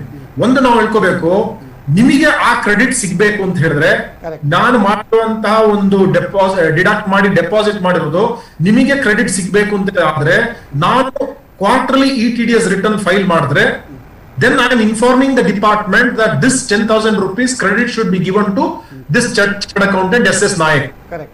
ಅದು ಮಾಡಲಿಲ್ಲ ಅಂತ ಹೇಳಿದ್ರೆ you will not get the credit because of my mistake. Correct. Because of mistake, so therefore I will be penalized. ನನ್ನ ಮೇಲೆ ಪೆನಾಲ್ಟಿ ಇರುತ್ತೆ. ಸೊ ಅದನ್ನ ಔಟ್ ಮಾಡಬೇಕು. ಅದು penalty is per day penalty ಹೋಗುತ್ತೆ. GST ರಿಟರ್ನ್ ಆಗ್ಲಿ, ಇದು ರಿಟರ್ನ್ಸ್ ಆಗ್ಲಿ, we have to file it. And ನೀವು ನನಗೆ ಕೇಳ್ತೀರಿ ನನಗೆ ಕ್ರೆಡಿಟ್ ಸಿಗ್ಬೇಕು ಅಂತ ಹೇಳಿದ್ರೆ, ಸೊ ಆಲ್ವೇಸ್ TDS ನಲ್ಲಿ ನಾವು ಒಂದು ತಿಳ್ಕೋಬೇಕು, we should deduct it, we should pay it and file the return. 3 aspect, deduct ಮಾಡಬೇಕು, ಪೇ ಮಾಡಬೇಕು, ಫೈಲ್ ಮಾಡಬೇಕು. ಎಷ್ಟೋ ಜನ ಡಿಡಕ್ಟ್ ಮಾಡಿ ಪೇ ಮಾಡ್ಲಿಲ್ಲ ಅಂದ್ರೆ, ಒಂದೇ ವಿಷಯದಲ್ಲಿ ಹೇಳ್ಬಿಡ್ತೀನಿ, ಡಿಡಕ್ಟ್ ಮಾಡಿ TDS ಡಿಡಕ್ಟ್ ಮಾಡಿ ಪೇ ಮಾಡ್ಲಿಲ್ಲ ಅಂತ ಹೇಳಿದ್ರೆ it is A criminal offence. ನಾವು ಯಾವುದೇ ಒಂದು ಟ್ಯಾಕ್ಸ್ ನ ಗವರ್ಮೆಂಟ್ ಹೆಸರಲ್ಲಿ, ನಾನು ನಾಯಕರಿಗೆ ಹೇಳ್ತೀನಿ, ನಿಮ್ಗೆ ಕೂಡ ಫೀಸ್ ನಲ್ಲಿ 10,000 ರೂಪಾಯಿ ನಾನು ಮುರ್ಕೊಂಡು ನಾನು ಕಟ್ತೀನಿ ಅಂತ ಹೇಳಿದ್ರೆ ನೀವು ನಂಬ್ತೀರಿ ನನ್ನ. ಸೊ ಹಾಗಾಗಿ ನೀವು 10,000 ರೂಪಾಯಿ ಕಮ್ಮಿ ಕೊಟ್ಟಿದ್ರೆ ತೊಂದರೆ ಇಲ್ಲ, ನಿಮ್ಗೆ 90,000 ರೂಪಾಯಿ ನಾನು ಫೀಸ್ ಕೊಡ್ತೀನಿ, 10,000 ರೂಪಾಯಿ. ಬಟ್ ನಾನು ಈ 10,000 ರೂಪಾಯಿ ಇರ್ಬೋದು, ಇದು collectively if I don't pay by within the 7th, there will be interest. If I don't pay at all, ನಾನು ಕಟ್ಲೇ ಇಲ್ಲ, ಗವರ್ಮೆಂಟ್ ಹೆಸರಲ್ಲಿ ಹೇಳ್ಬಿಟ್ಟು ನಾನು ಕಟ್ಲೇ ಇಲ್ಲ ಅಂತ ಹೇಳಿದ್ರೆ there will be prosecution. Government can prosecute you because ನಂಬಿಸಿ ಗವರ್ಮೆಂಟ್ ಹೆಸರಲ್ಲಿ ನೀವು ಕಲೆಕ್ಟ್ ಮಾಡಿ ನೀವು ಟ್ಯಾಕ್ಸ್ ಕಟ್ಲಿಲ್ಲ ಅಂತ ಹೇಳಿದ್ರೆ you can be going to a jail. ಅಷ್ಟು prosecution arrested, you can be arrested. So ಅದೇ ತರ ನೀವು ರಿಟರ್ನ್ ಫೈಲ್ ಮಾಡ್ಲಿಲ್ಲ ಅಂತ ಹೇಳಿದ್ರೆ there will be fees, there will be late filing fee ಅಂತ ಹೇಳಿ. ನಾವು interest, penalty, prosecution and late filing fee ಇಷ್ಟೆಲ್ಲ ಆಗುವಂತಹ ಸಾಧ್ಯತೆಗಳು ಇದಾವೆ. ಸೊ TDS ಮಾಡೋರು ಮಾಡ್ಬಿಟ್ಟು ಪೇಮೆಂಟ್ ಮಾಡಿ ರಿಟರ್ನ್ ಮಾಡಬೇಕು. ವಿಷಯ ಬಹಳ ಒಂದು ಚೆನ್ನಾಗಿ ಹೇಳಿದ್ರಿ. 3 ಮಂತ್ರ ಏನಂದರೆ ಬಿಸ್ನೆಸ್ ಮ್ಯಾನ್ನವರು 3 ಮಂತ್ರ ತಗೊಳ್ಬೇಕು TDS ಮಾಡೋರು: ಡಿಡಕ್ಟ್, ಪೇ ಆ್ಯಂಡ್ ಫೈಲ್.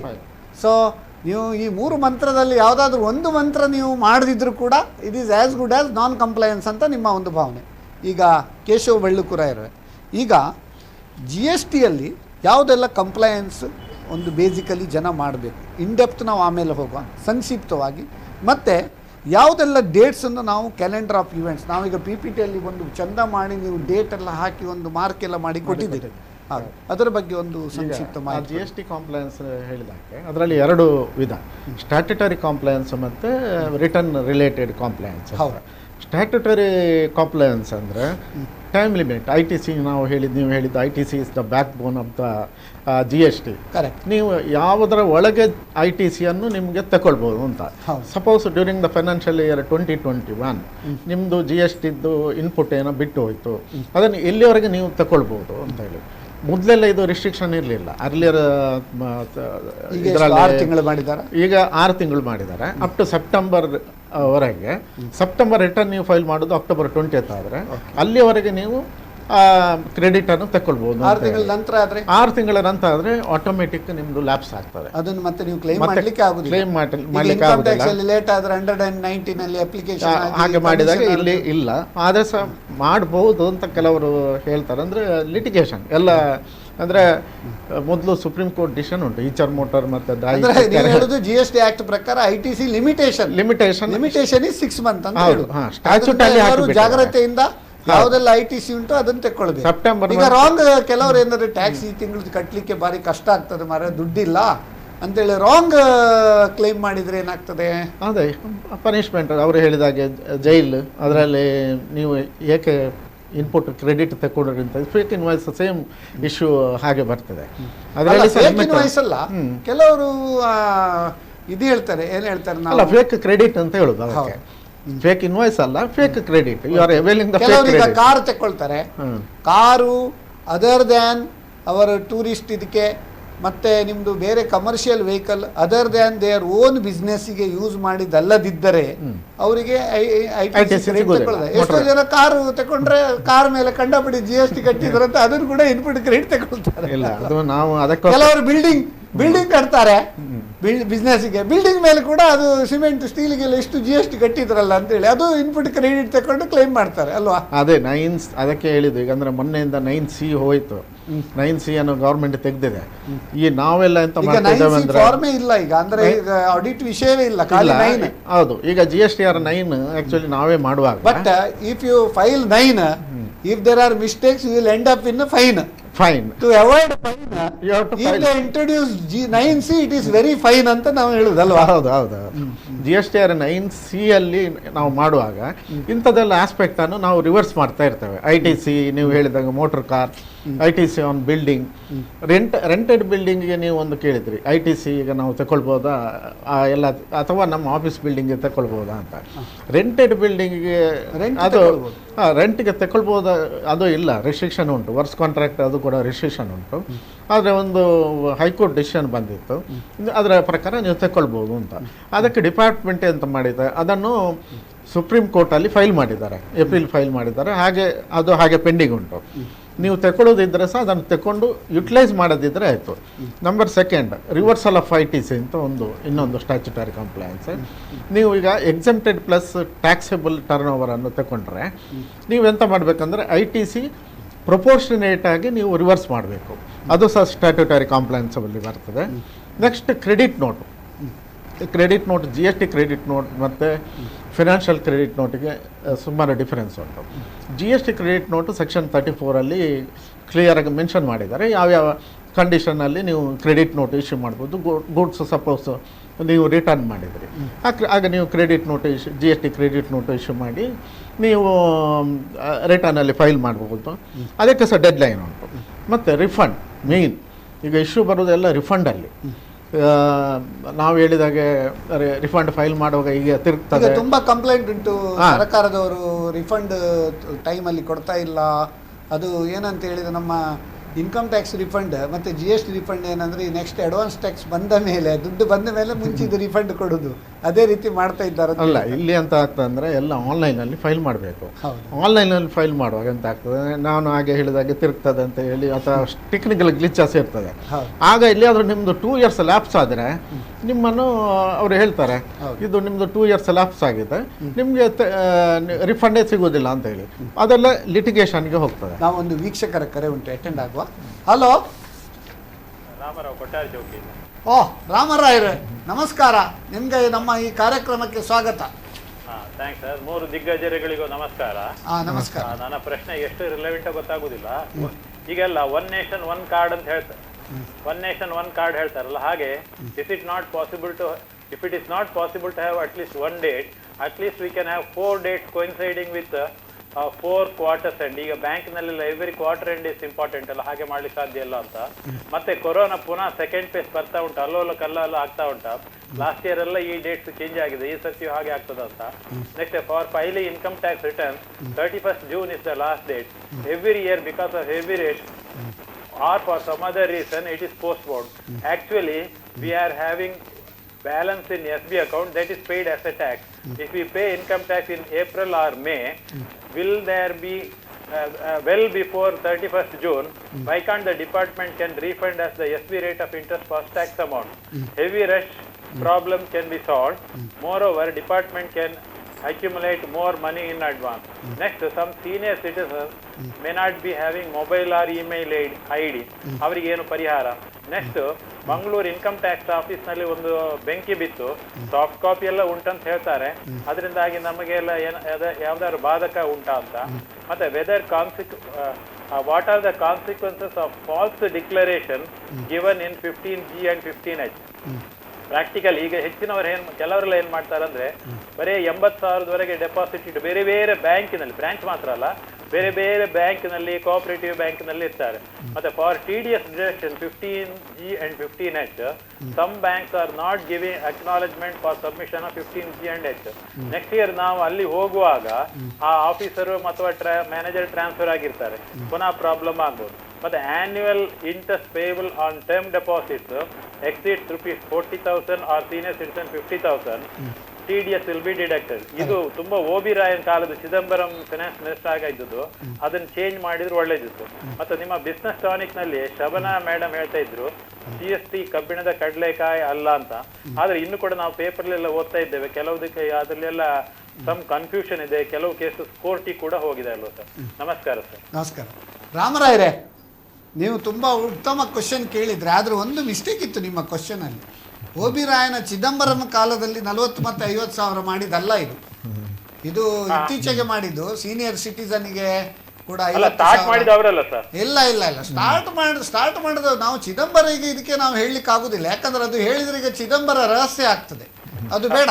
ಯಾಕಂದ್ರೆ ಅದರಲ್ಲಿ ತಪ್ಪುಂಟು, ಅದನ್ನು ನಾವು ಹೇಗೆ ಸರಿ ಅಂತೇಳಿ ನಾವು ಗುರುರಾಜ ಆಚಾರ್ಯ ಹತ್ರ ಫಸ್ಟಿಗೆ ಕೇಳುವ. ಯಾಕಂದ್ರೆ ಅವರು ನಿಮಗೆ ಒಂದು ಬಿರುದು ಕೊಟ್ಟಿದ್ದಾರೆ, ಪ್ರೊಡಕ್ಟಿವ್ ರಾಮರಾಯರ್ ಅಂತೇಳಿ. ಈಗ ಸರ್, ಈಗ ಗುರುರಾಜ ಆಚಾರ್ಯವರೇ, ರಾಮರಾಯರದು ಒಂದು ಕ್ವಶನ್, ಎಲ್ಲ 1 ನೇಷನ್ 1 ಟ್ಯಾಕ್ಸ್ GST ಬಂದಿದೆ, 1 ನೇಷನ್ 1 ಕಾರ್ಡ್ ಬಂದಿದೆ, ಇದು 1 ನೇಷನ್ 1 ಡೇಟ್ ಮಾಡಿದರೆ ಹೇಗೆ ಅಂತೇಳಿ ಅವರು ಹೇಳೋದು. ಟ್ಯಾಕ್ಸ್ ಡೇ ಅಂತ, ನಾವೀಗ ಬಜೆಟ್ ಡೇ February 1 ಅಂತ ಮಾಡಿದಾಗೆ ಟ್ಯಾಕ್ಸ್ ಡೇ ಅಂತ ಮಾಡಿದ್ರೆ ಹೇಗೆ? ಒಳ್ಳೆ suggestion, very good suggestion. Practically ಆಗ್ಲಿಕ್ಕೆ ಕಷ್ಟ. ಯಾಕೆ ಹೇಳಿದ್ರೆ ಫಾರ್ ವೆನ್ ಹೇಳ್ತೀನಿ ನಾನು, ಇನ್ಕಮ್ ಟ್ಯಾಕ್ಸ್ ರಾಮರಾಯರ್ ಒಂದ್ ಹೇಳ್ಬೇಕು, ಪ್ರೊಡಕ್ಟಿವ್ ರಾಮರಾಯರಿಗೆ ಅವ್ರು ಯಾವತ್ತು 1 ಕ್ವಶನ್ 2 ಕ್ವಶನ್ ಕೇಳಲ್ಲ. ಕ್ವಶನ್ ಸುರಿಮಾಳೆ ಅಂದ್ರೆ ರಾಮನ ತರ ಬಾಣ ಒಂದು ಬಾಣ ಬಿಡಲ್ಲ ಅವರು, ಒಂದೊಂದು ಬಾಣದ ಮೇಲೆ ಬಾಣ ಬಿಡ್ತಾ ಇರ್ತಾರೆ. ರಾವಣನಿಗೆ 10 ತಲೆ ಉಂಟಲ್ಲ, ಅದೇ ರೀತಿ 10 ಬಾಣ ಅಲ್ಲ, 10 ತಲೆ ಹೊಡಿಲಿಕ್ಕೆ 10 ಬಾಣ ಹೊಡೆದಾಗೆ ಒಂದೇ ಪೆಟ್ಟಿಗೆ ಅವ್ರು 10 ಕ್ವಶನ್ಸ್ ಕೇಳ್ಬಿಡ್ತಾರೆ. ಹೇಳಿದ್ರಿ ರಾವಣನಿಗೆ 10 ತಲೆ ಆದ್ರೆ ಇನ್ಕಮ್ ಟ್ಯಾಕ್ಸ್ಗೆ 5 ತಲೆ ಅಂತ ಹೇಳಿ, 5 heads of income. ಹೌದು, ಇನ್ಕಮ್ ಟ್ಯಾಕ್ಸ್ಗೆ 5 ತಲೆ ನಾನು ಯಾವಾಗ್ಲೂ ಹೇಳ್ತೇನೆ. ಒಂದು salary income, house property income, capital gains, business income, ಮತ್ತೆ income from other sources. So ಅದು ಇರ್ಲಿ. ಈ ಒನ್ ನೇಷನ್ ಒನ್ ಟ್ಯಾಕ್ಸ್ ಅಂತ ಹೇಳಿ GST ತಗೊಂಡ್ಬಂದ್ರು. But one tax one date ಅಂತ ಹೇಳಿ ರಾಮರಾಯರದು ಸಜೆಷನ್. ಹಾಗೆ ಎಲ್ಲರೂ ಇನ್ಕಮ್ ಟ್ಯಾಕ್ಸ್ ನ ಒಂದೇ ದಿನ ಕಟ್ಟಬೇಕು ಅಂತ ಹೇಳಿ ಆದ ಪಕ್ಷದಲ್ಲಿ ಅದು ಬಿಸ್ನೆಸ್ ಅವರಿಗೆ ಸಮಸ್ಯೆ ಆಗುತ್ತೆ.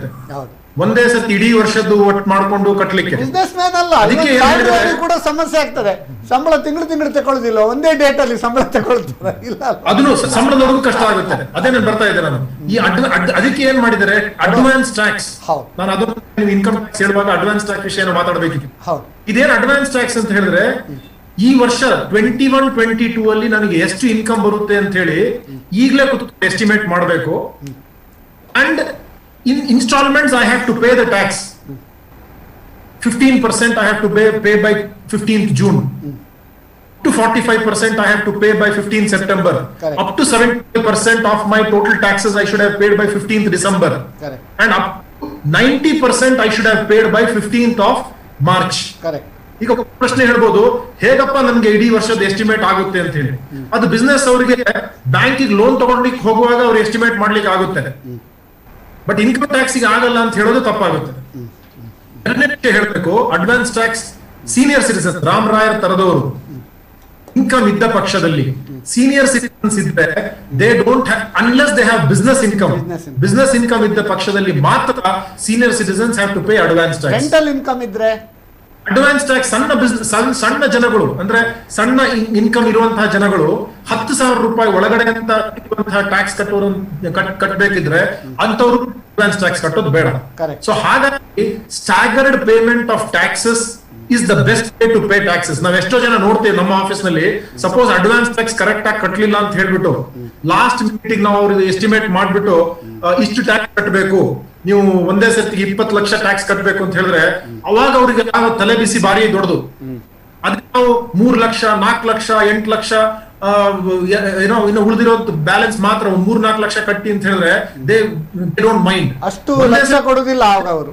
ಇಲ್ದಿದ್ರೆ ಒಮ್ಮೆಲೆ ದೊಡ್ಡ ಫಿಗರ್ ಹೇಳಿದ್ರೆ ಅವ್ರು ಅದಕ್ಕೆ ಲಕ್ಷ ಕೊಡ್ತಾರೆ ಹೇಳುದು ನೀವು. ಅವಾಗ ಲಕ್ಷ ಕೊಡ್ತಾರೆ, ಬಟ್ ಆಮೇಲೆ ಏನ್ ಹೇಳ್ತಾರೆ ಅಂತ ಹೇಳಿದ್ರೆ ಹೇಗಾದ್ರೂ ಮಾಡಿ ನಮ್ ಪ್ರಾಫಿಟ್ ನ ಕಮ್ಮಿ ಮಾಡಿ ಅಂತ. ಪ್ರಾಫಿಟ್ ಆಗಿರೋದನ್ನ ಕಮ್ಮಿ ಮಾಡೋದು ದೊಡ್ಡ ತಪ್ಪು. ಅದು ಚಾರ್ಟರ್ಡ್ ಅಕೌಂಟೆಂಟ್ ನಿರ್ಲಕ್ಷ್ಯ ಮಾಡಿದಾಗ ಆಗ್ತದೆ. ಇವತ್ತು income tax department has ways and means to find out what is your profit. They have interlinked so many places, so therefore reduction of profit is not correct. Amele they will pay with the interest and then again it will be that interest is deducted for income tax purpose. ಒಂದು ವಿಷಯ. ಇನ್ನೊಂದು ವಿಷಯ, second point ರಾಮರಾಯರ್ ಹೇಳಿದ್ದು date extension ಆಗುವಂತ ಸಾಧ್ಯತೆ ಇದೆಯಾ ಅಂತ ಹೇಳಿ. ನಾವೇನು ಯಾವಾಗ್ಲೂ ಏನ್ ಗೊತ್ತಾ, we should always work towards no extension. ಅನಿವಾರ್ಯ ಆದ ಪರಿಸ್ಥಿತಿಯಲ್ಲಿ, ಮಾಡ್ಲಿಕ್ಕೆ ಆಗದಿದ್ದ ಪರಿಸ್ಥಿತಿಯಲ್ಲಿ ಕೊಟ್ರೆ we should always work towards the. ನಾನು ಹೇಳಿದಲ್ಲ 31st ಜುಲೈ ಅಂದ್ರೆ 31st ನಾವು 15th ಜುಲೈ ಎದ್ದು ಬಿಟ್ಟು ನಮ್ಮ ಚಾರ್ಟರ್ಡ್ ಅಕೌಂಟೆಂಟ್ ಜ್ವರ ಬಂತು, ಅವ್ರ ಆಫೀಸ್ ಕ್ಲೋಸ್ ಆಯ್ತು ಅಥವಾ ಇಂಟರ್ನೆಟ್ ವರ್ಕ್ ಆಗಿಲ್ಲ ಅಂತ ಹೇಳೋದು ಒಂದು attitude in life. The other attitude in life is to start filing the return by June, if not earlier. ಯಾಕೆ ಅಂತ ಹೇಳ್ತೀನಿ ಅಂದ್ರೆ TDS ರಿಟರ್ನ್ಸ್ ಇನ್ನು ನಮಗೆ ಗೊತ್ತಿರಲ್ಲ ಎಷ್ಟು TDS ಮಾಡಿದ್ರು ಅಂತ ಹೇಳಿ. ಆದಷ್ಟು ಬೇಗ ಮಾಡೋದು ಒಳ್ಳೇದು. Income tax department has already released all the income tax returns. Returns file ಮಾಡದೇ ಇರ್ಲಿಕ್ಕೆ ನಮಗೆ ಕಾರಣ ಇಲ್ಲ. ಎರಡನೇ ವಿಷಯ. ಮೂರನೇ ವಿಷಯ, ಅವರು ಭಾರಿ ಒಳ್ಳೆ ಒಂದು ಸಜೆಷನ್ ಕೊಟ್ಟರು. ನಾನು ಯಾವಾಗ್ಲೂ ಹೇಳೋದು, ಇನ್ಕಮ್ ಟ್ಯಾಕ್ಸ್ ರಿಟರ್ನ್ ಲೇಟ್ ಆಗಿ ಫೈಲ್ ಮಾಡಿದ್ರೆ there is a penalty. Government ಗೆ ಹೇಳಬೇಕು, if you file in early, ಮುಂಚಿತವಾಗಿ ನೀವು ಫೈಲ್ ಮಾಡಿದ ಪಕ್ಷದಲ್ಲಿ ಗಿವ್ ದೆಮ್ ಸಮ್ ಇನ್ಸೆಂಟಿವ್ಸ್. ಈ BBMP ಅವರು 5% ಡಿಸ್ಕೌಂಟ್ ಕೊಟ್ಟಾಗೆ ಅಲ್ವಾ?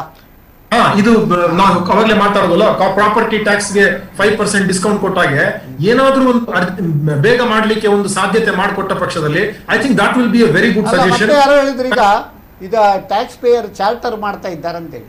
ಈ ಟೋಲ್ ಅಲ್ಲ ಇನ್ಕಮ್ ಟ್ಯಾಕ್ಸ್ ಪೇ ಇದ್ರೆ ಒಂದು ಸೀದಾ ಹೋಗ್ಲಿಕ್ಕಿದ್ರೆ ಅಥವಾ ಒಂದು ಅವರಿಗೆ ಫಾಸ್ಟ್ ಟ್ರ್ಯಾಕ್ ಮಾಡಿದರೆ ಒಳ್ಳೇದಲ್ಲ, ಆವಾಗ ಜನರಿಗೆ ಒಂದು ಇನ್ಸೆಂಟಿವ್. ಖಂಡಿತ. ಇನ್ನೊಂದು ವಿಷಯ ಹೇಳಬೇಕು, ರಾಮರಾಯರ್ ಒಳ್ಳೆ ಒಂದು ಕ್ವಶನ್ ಕೇಳಿದ್ರು, 15G 15H. ಹೌದು, ಬಿಕಾಸ್ ಈಗ ಕೊಡುವಂತ ಸಮಯ ಬಿಫೋರ್ 30th ಏಪ್ರಿಲ್ ಎಲ್ಲರೂ ಕೊಡ್ತಾರೆ, ಅದಕ್ಕೆ ಟೈಮ್ ಇಲ್ಲ.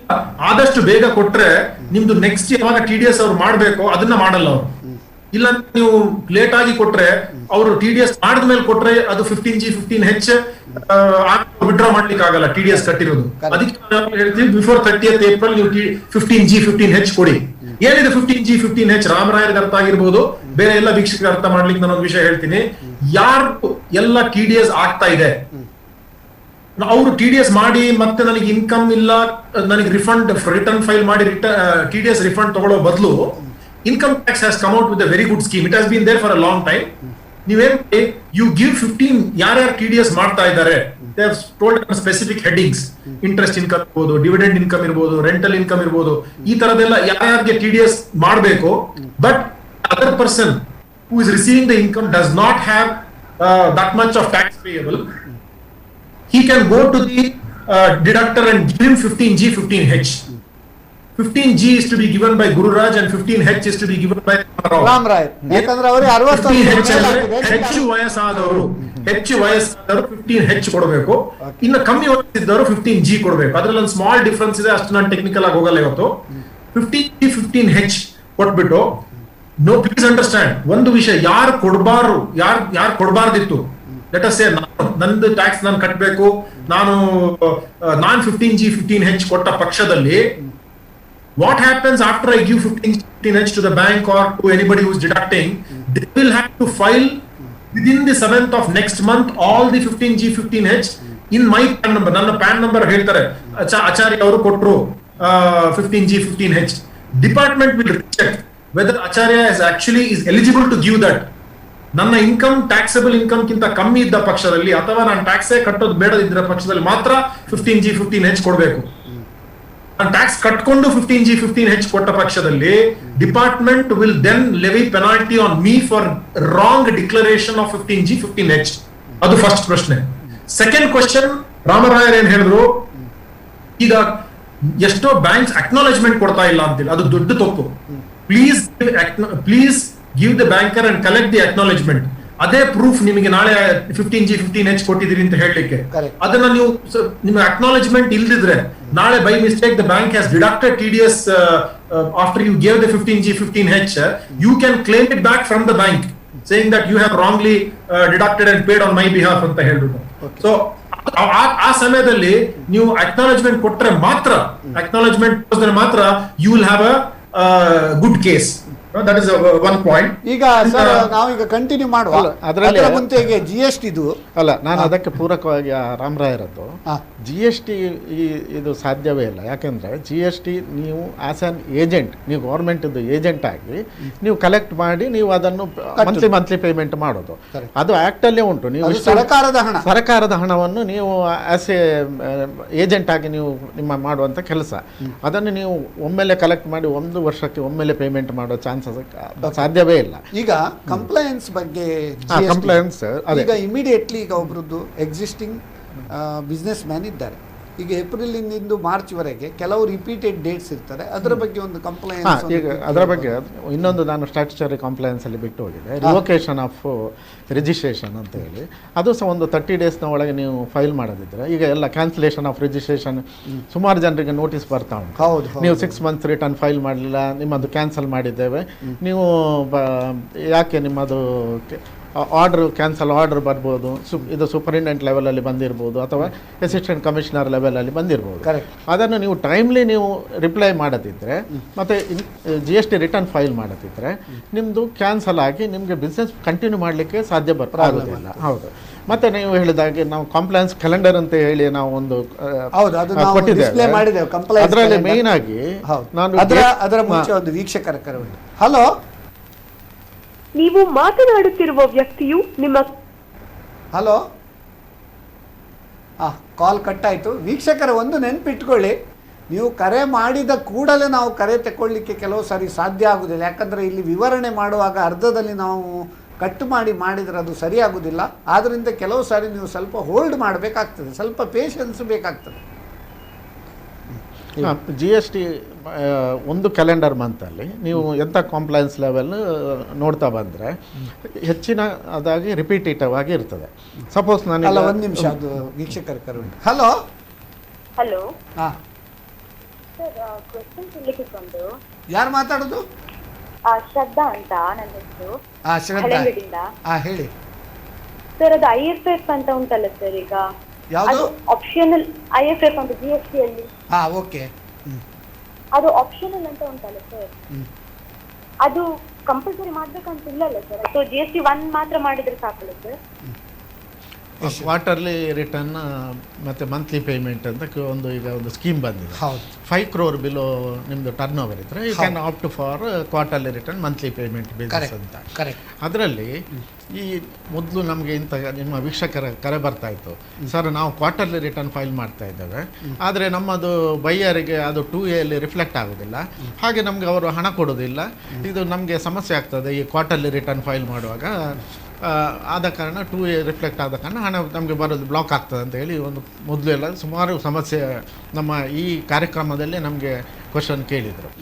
ಈಗ ಅದಕ್ಕೋಸ್ಕರ ಈ ಸ್ಕೀಮಲ್ಲಿ ಎಂತ ಮಾಡಿದ್ದಾರೆ ಅಂದರೆ, ನೀವು ಇದು ಇನ್ವಾಯ್ಸ್ ಫರ್ನಿಷಿಂಗ್ ಫೆಸಿಲಿಟಿ ಅಂತ ಒಂದು ಕೊಟ್ಟರು.